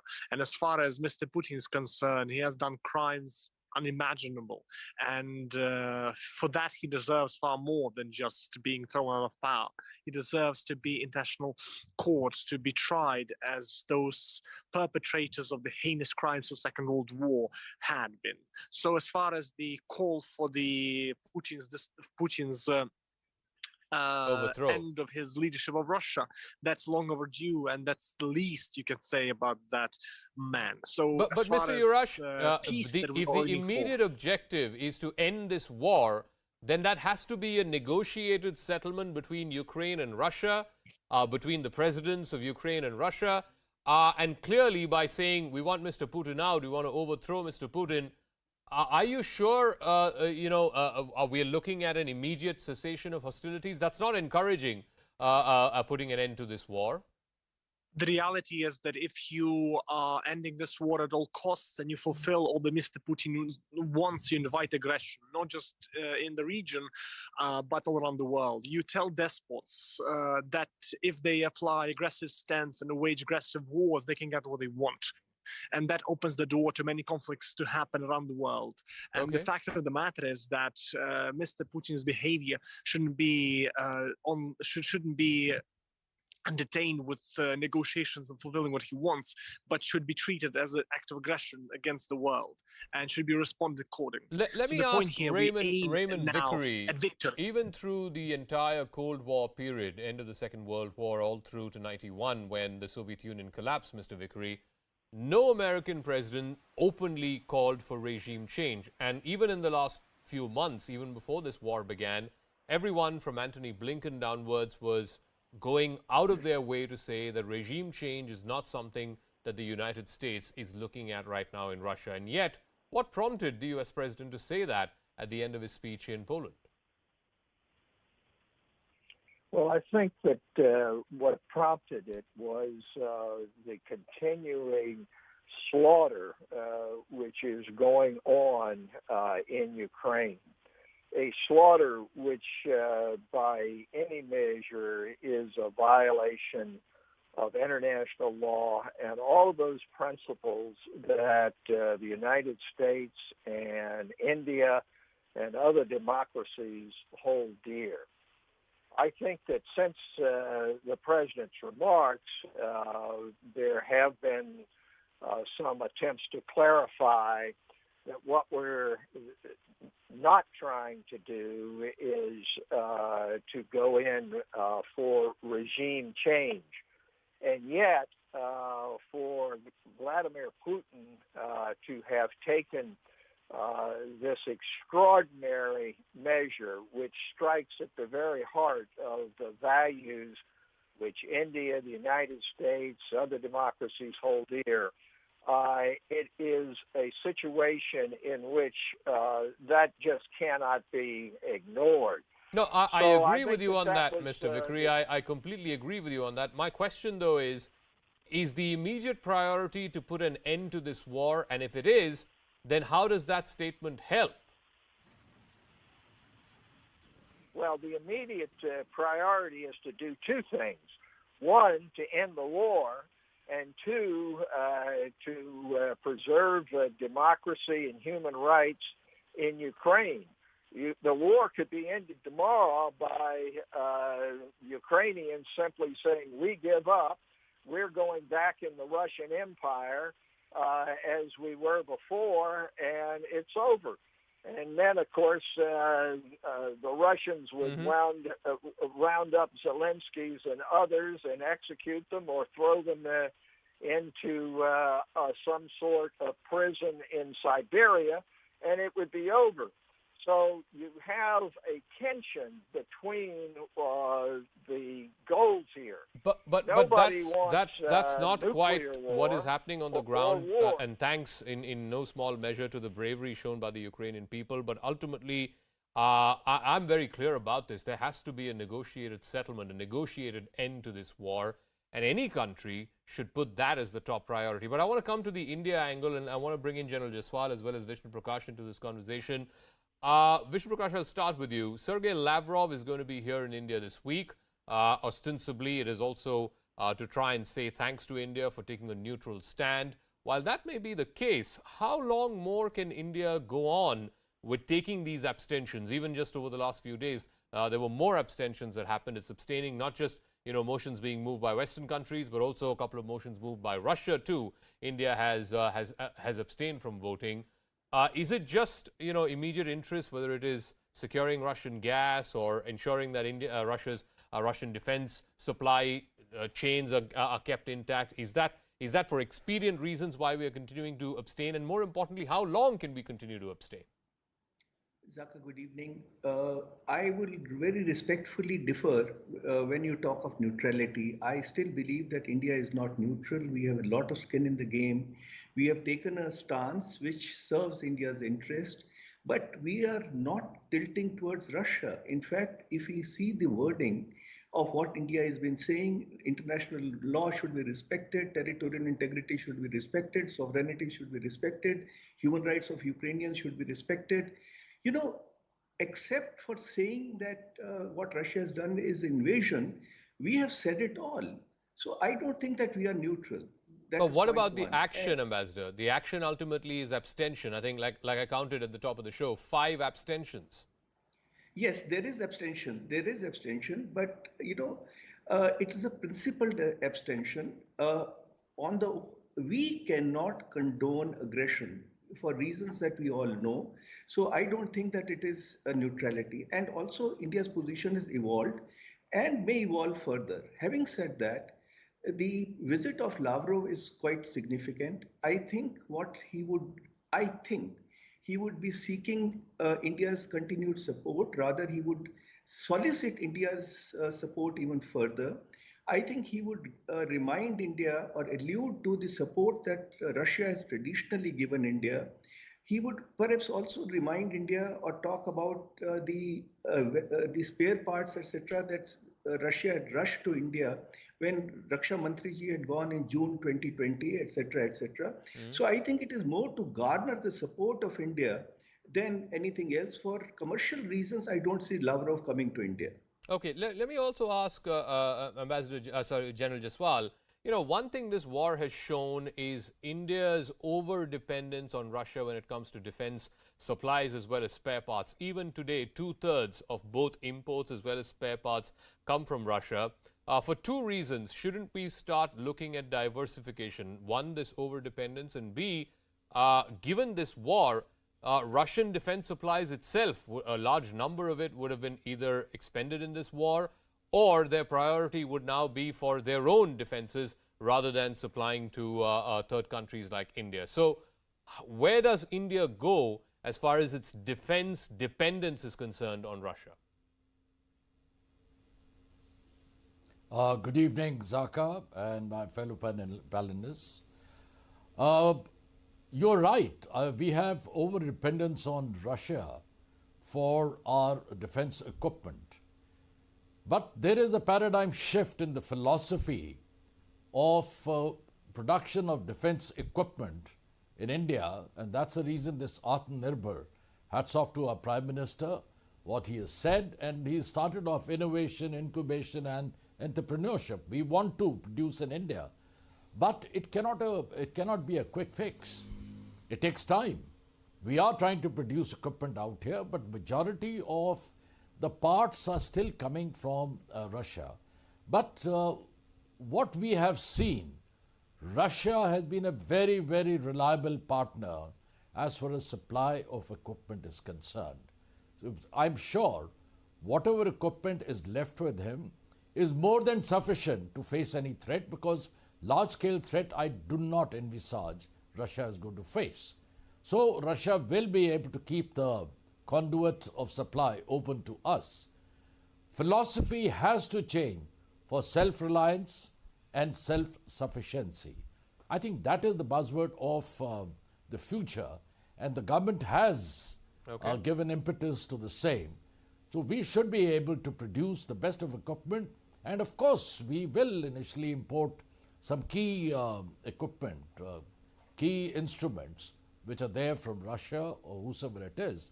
But we cannot forget that Russia has been a very, very reliable partner to us, and we can trust him to meet our requirement in the near future. Let me go back to Ksenia Kondratyeва, because I'm told that one of the critical reasons why Sergei Lavrov is going to be here in India this week is for furthering the rupee-ruble agreement to settle oil purchases, etc., and other purchases in the local currencies, be it rupee or be it ruble. Is it all, and I think a similar request was put up, or a similar demand was put up by the Russian side to their European purchasers as well of oil. Many of those countries have rejected that. Ultimately, is Russia also appending, whether advertently or inadvertently through this war, is it also changing the whole business of production and buying of oil, which until now, Ksenia Kondratyeва, has been done in US dollars for the last 50, 60 years? Is that whole system now being threatened because of Russia's war? Well, the existing system and the reliance of payments for any commodities on dollars have been threatened by US sanctions and European sanctions, and not by the war itself, right? So I would like to point out that the request for partners to pay for Russian gas in rubles was made to those countries that Russia, labels as unfriendly, those countries that have placed sanctions on it. India is not on the list. But why it's difficult for India to pay for the commodities in dollars, because you have to see how the bank transactions work. And since 2014, since the first sanctions were placed, we know that Indian banks have had some difficulties in transferring those payments, because they have large exposure to dollar, to deal with US, to trade with US. And they were often very afraid of processing any payments, even payments for the diplomatic missions in India, because of those sanctions and because of that fear. Okay. So I think it's very significant. I don't know how much, as the previous panelists say, whether Mr. Lavrov is there to really do those talks, because we would expect, the rupee-ruble trade talks to be done by other people, but probably since, the visit is happening, they will discuss this as well, because right now, with all the US and European sanctions placed on Russia on its reserve that have been frozen, it's a very significant issue, not just for Russia, but for India as well. Do you reckon that this is going to be a broader trend? Already we are seeing China and Russia trade oil in their respective local currencies. We're given to understand that rupee-ruble will be a big talking point when Sergei Lavrov comes here this week. Russia is now going to be selling to any country that is willing to settle it in its own currency, and thereby reducing the dependence on the US dollar. As long as sanction pressure is Raymond Vickery. Definitely, that will be the only and the preferred I way, think for Russia that to trade. India But I would needs point to look at where its interests lie commercially. And it doesn't lie, the interest of India economically and commercially do not lie with Russia. There has been this emphasis on oil. India, in fact, has received very little, less than 8% of its oil traditionally from Russia. It gets it from the Middle East, gets it from the U.S., gets it from other places in Africa. So this is not a crucial matter for India. India just trying to take advantage of some cheap oil prices and not looking at the bigger picture, to me, is very short-sighted. Mm-hmm. One of the ways that India ought to look at the economic situation is how much trade and investment it does with the United States and Europe versus what it does with Russia. The trade is less than 10%, and the investment is even less than that.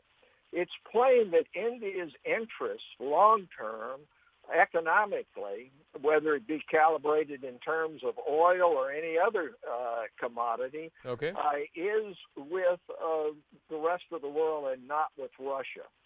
Okay, I want to ask Ambassador Prakash that, I mean, leave aside, the trade and economic aspect of it, even on something like Quad, where there is a great convergence of interest between the four countries, there's a very clear purpose for why those countries have come together.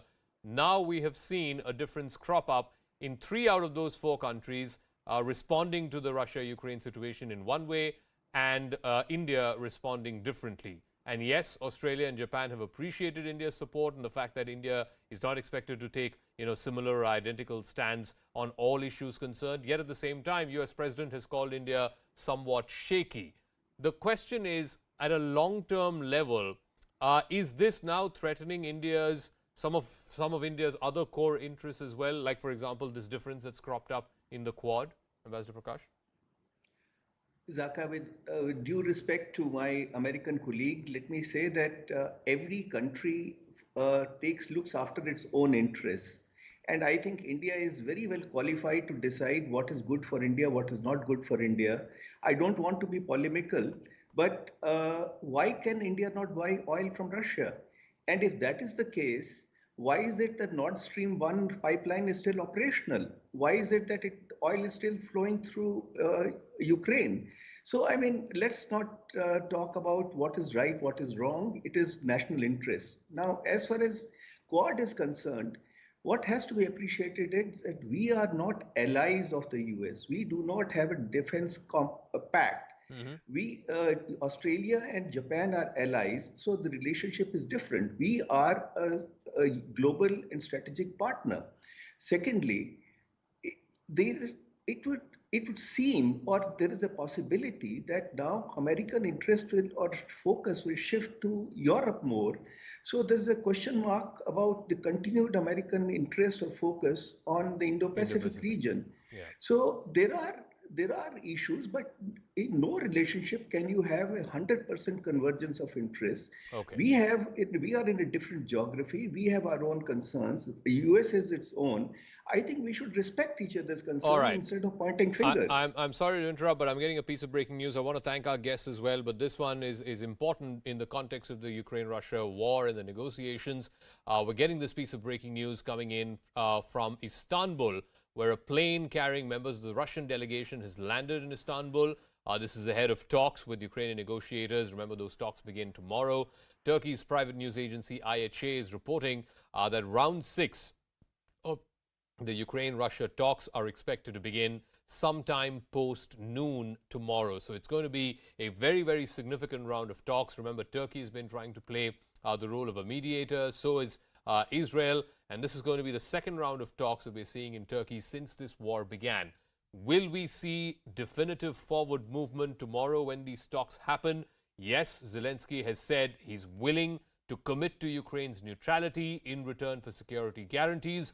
Will that be acceptable to the Russian side? And ultimately, will there be a cessation of hostilities? Will there be a face saver of an exit, if you will, for Russia and for Russian President Vladimir Putin to finally put an end to this 33-day war that we have seen, where numerous, not just combatants have died, but also innocent civilians, men, women and children have died. So round 6 of those talks between Ukraine and Russia slated to begin in Istanbul. The Russian delegation has arrived there. We're given to understand the Ukrainian delegation too is en route to Istanbul, and they will be there soon in the next few hours. We'll keep an eye out on that story and more. What we'll do now is to take a quick break here on the program. When we come back, we'll shift focus from Russia, Ukraine to what's happening domestically. There was a massive showdown in the Bengal Assembly today between TMC and BJP MLAs. Eventually, the Speaker suspending as many as 5 BJP MLAs, including the leader of the opposition, Shuvendu Adhikari. We'll take a quick break. We'll see you on the other side for that face-off.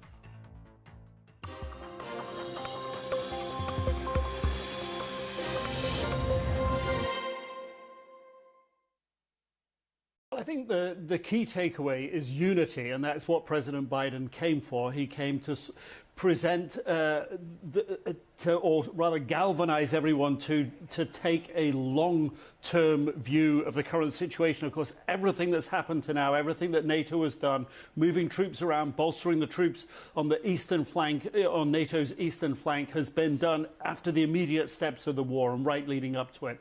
Now it's a case of making sure that position is united and solidifying it going forward. And that's what I think one of the takeaways was. And we heard that as well in the statement. NATO saying that Russia should stop the war and pull its troops out of Ukraine. So that was one piece. I think the other takeaway, and if you're being very pragmatic, it has to be that there was nothing new that was announced in terms of sort of concrete NATO action. We didn't get new numbers and new troop deployments. Those details are going to come later in the year, expected at a NATO leaders summit in June. So I think those are the two takeaways: the unity, but maintaining this position, and not sort of moving onto another newer position, if you will. Nick, if I can ask you, going into this summit, there were a lot of questions over what possible contingency plans would look like if NATO countries were drawn in, due to misfire, due to any other incidents. Do we know if there were any contours for those contingency plans chalked out at all? No, not in detail, and that was something that both President Biden and the NATO Secretary General Jens Stoltenberg didn't want to get into. They did say that if Russia did perpetrate a chemical weapons attack, and dependent on what that chemical weapons attack looked like and how much it affected NATO nations, then there would be a response.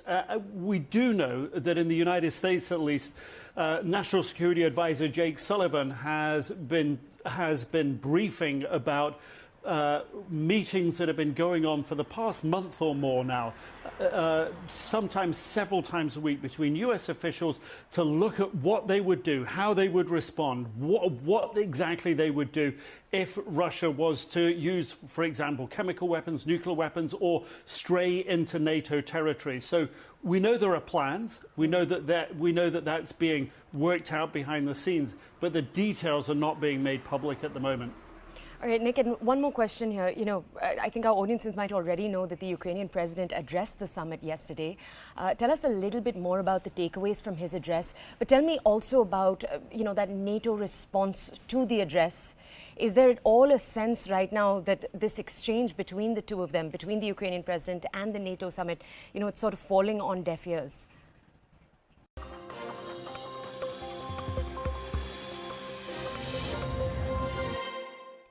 Welcome back to Brass Tacks. There was massive ruckus in the Bengal Assembly today. 5 BJP MLAs, including Shuvendu Adhikari, were suspended after they protested in the well of the House against violence that happened in Birbhum last week. Here's a quick check of what has happened so far in what was a dramatic day in the Assembly. And right after that, we'll go across to our face-off.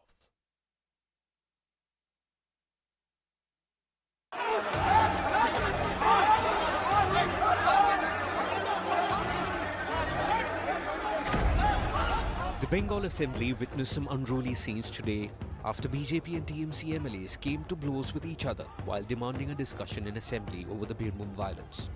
The ruckus started as soon as the assembly session began, the BJP MLAs entering the well of the house and shouting slogans against the Chief Minister Mamata Banerjee.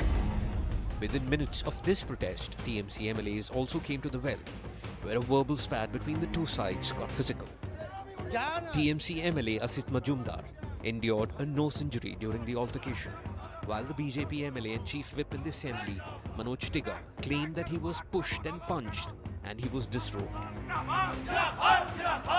Following this bloody clash, the Speaker suspended 5 BJP MLAs, including the leader of the opposition, Suvendu Adhikari. हम लोग का demand था house का सब काम adjourn करके law and order के ऊपर डिस्कशन होना चाहिए। उसका बाद वो दाबी नकार दिया। पुलिस का सिविल ड्रेस का आदमी है, सिक्योरिटी आदमी, वो पहले शुरू किया। जिस तरह से स्पीकर का भूमिका होना चाहिए वो न होते हुए उन्होंने सीधे तृणमूल के विधायकों को ललकारा और बीजेपी के विधायकों पर हमला कर दिया। After the incident, Bengal Assembly was adjourned by the Speaker sine die. But the BJP was in no mood to relent. It took the protests against Mamata to the streets and demanded centre's intervention.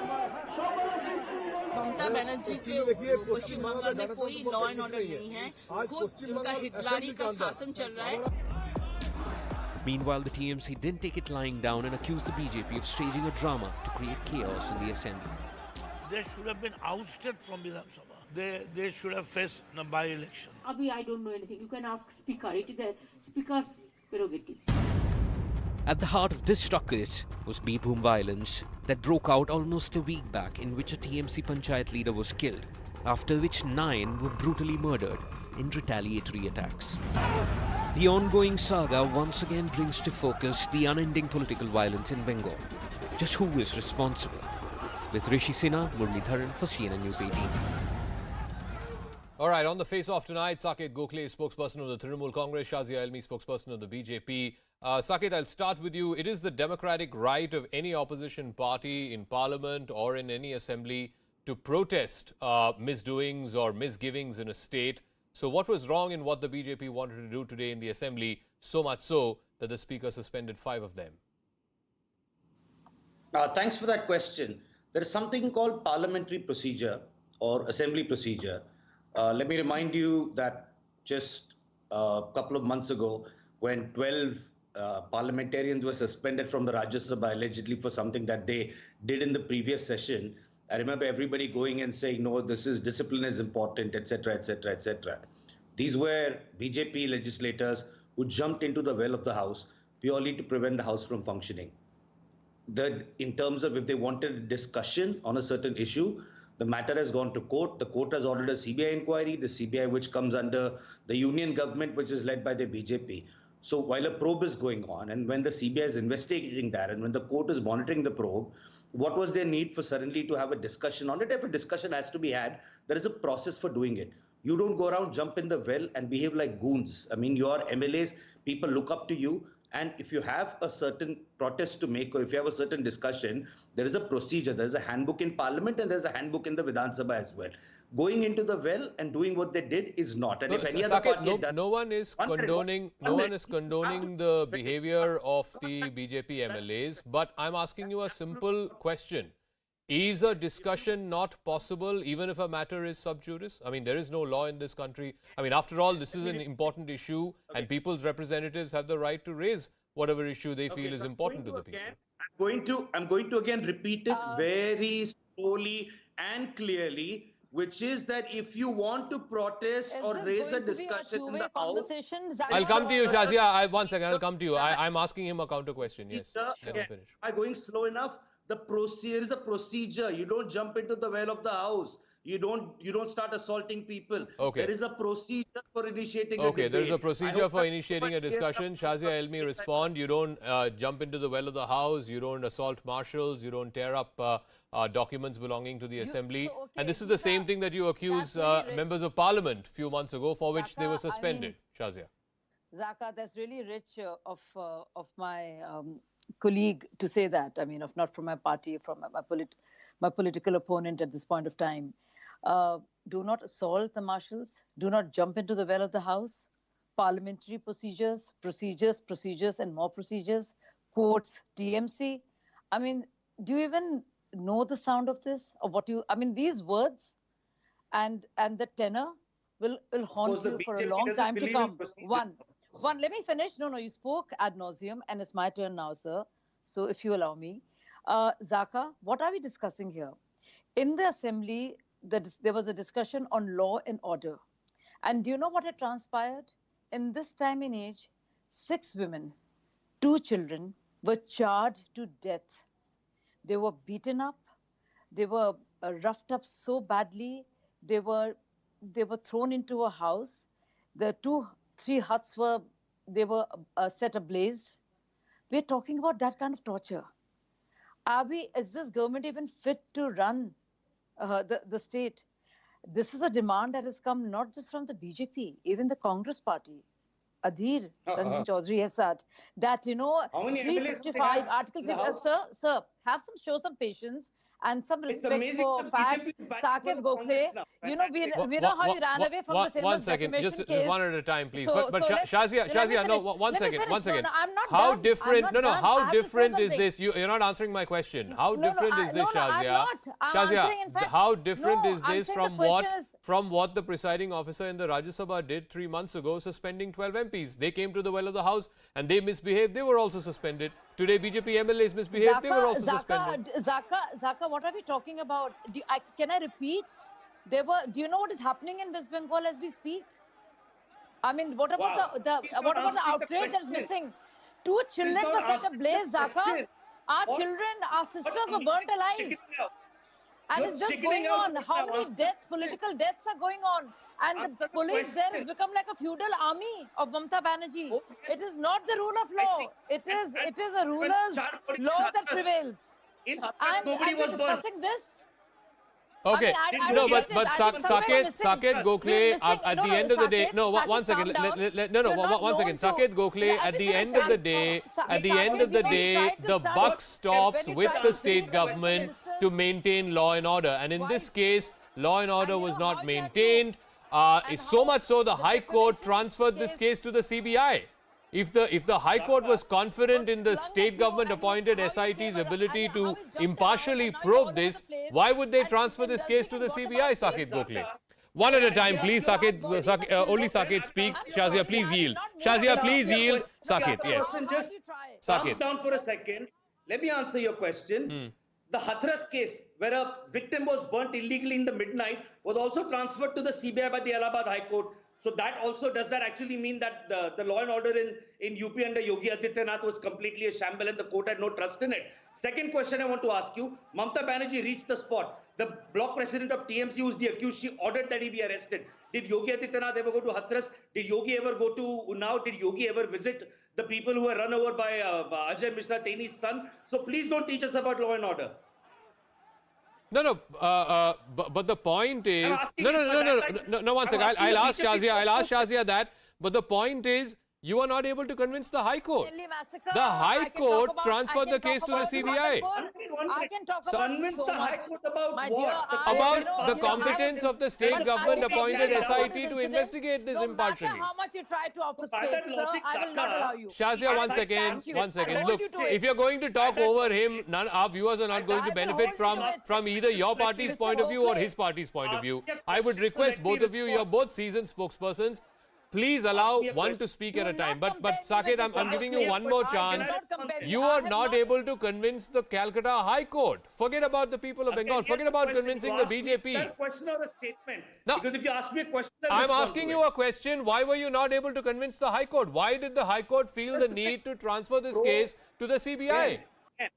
Again, the Supreme Court has time and again also said there is no faith in Gujarat police under Narendra Modi and Godhra was transferred. Let's not get into that. 23 suspects were immediately arrested. TMC block president, the accused, were arrested. the CBI took over the same FIR that West Bengal police filed, and the CBI is now interrogating the same 23 suspects that were arrested by the West Bengal police. The court in its wisdom has handed over the probe. The CBI is doing a probe. My question today is how long will the BJP play politics over dead bodies while constantly ignoring incidents that happen in their own states? Shazia, you're playing politics over dead bodies and you're ignoring things that happen in BJP ruled states. That's the charge from the TMC. We will talk about those, and they have been discussed. But why are we running away from this? From something so gruesome and heinous? You arrested journalists who are covering Hathras. I mean, whenever something happens in a BJP ruled state, we say don't indulge in whataboutery. Yogi Adityanath stopped Rahul Gandhi and Priyanka Gandhi from going to Hathras. At the worst of the worst kind. And now in the assembly, law and order is being discussed. The MLAs are discussing the lives of the people there, which are at stake. And the charged bodies. And they're not allowed to speak that. They're not allowed to speak of it only because you want to indulge in whataboutery. I don't get it. What kind of argument is that, Saket? You have egg on your face. You know, I don't know why you're skating. I do not know what you're saying, but you really owe an apology. I think Mamata Banerjee really needs to resign. And this is why Article 355 is there. And you know what the provision but Shazia, one second. No, Shazia, you have every right. You have every right to claim that law and order is broken in the state of Bengal. But the point is, Shazia, this is a chief minister that returned with 213 seats just 6 months ago. No, she returned with 213 MLAs just 6 months ago. How can you say that she has to resign over one incident? By the way, Shazia, the egg on your face was visible. One at a time, please, one at a time. I'm requesting you again. There is no point. It's counterproductive if both of you all are going to be speaking over each other. Kindly, one at a time. Shazia, the question was to Shazia. Let her respond, please. Saket, please yield. Shazia. Yeah, and I think we should use facts as they've happened. You know, it's not about semantics at all. It is about real stuff that is going on. So please go through the law and order issues in West Bengal. See what has transpired only in the last 1 year. Okay. If not that, just look at the last 2 weeks.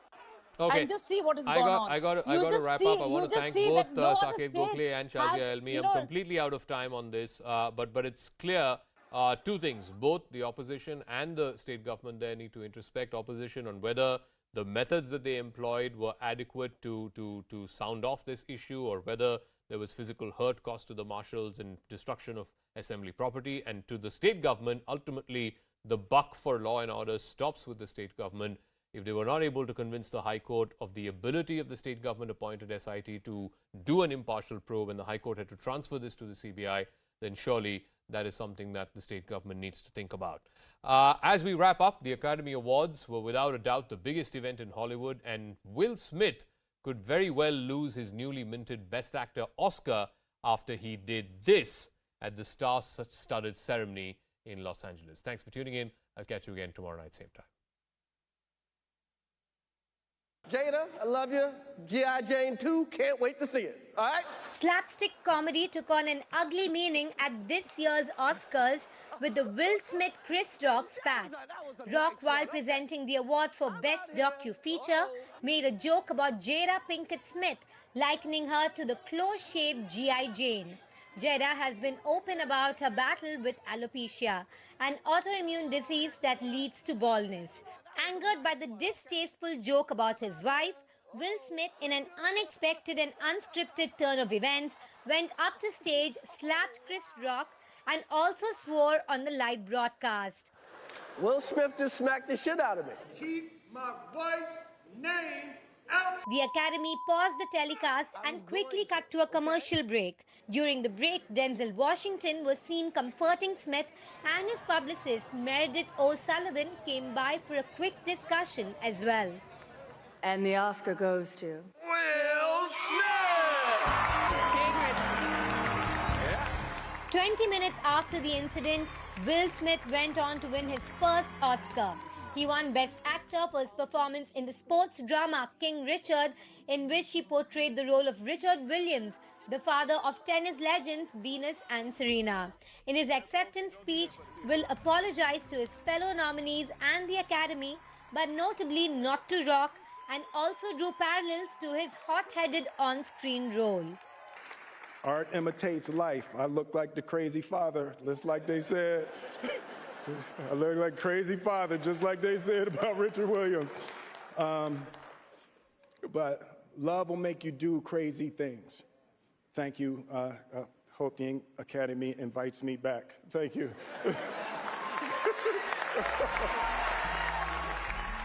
Journalists attending the event were instructed to not ask questions about the slap.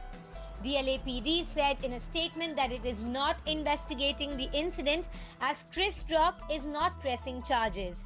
The Academy has also issued a statement on Twitter saying it does not condone violence of any form.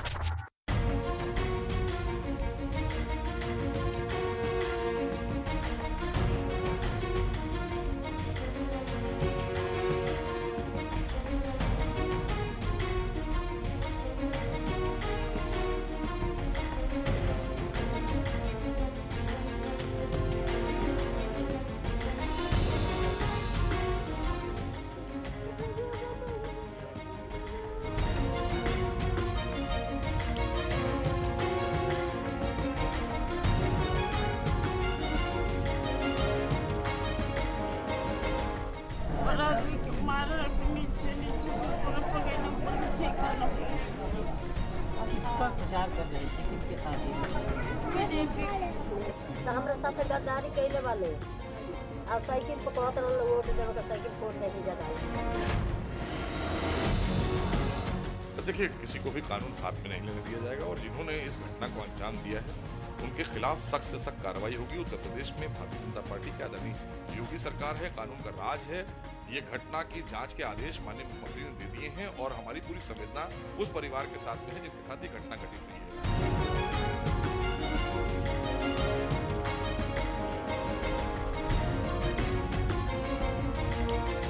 मेरा मामला यही है कि मैंने Bharatiya Janata party को vote दिया है, भाजपा की तरफ मैंने वोट दिया है। उन्होंने 3 तलाक बंद करवा दिया है। औरतों को इससे बड़ी खुशी की बात और कोई हो ही नहीं सकती है। और मेरे घर वाले बहुत गरीब हैं, हम 5 बहनें हैं। मेरे पापा मजदूरी करते हैं, महीने में 2 बार राशन मिलता है सरकार की तरफ से।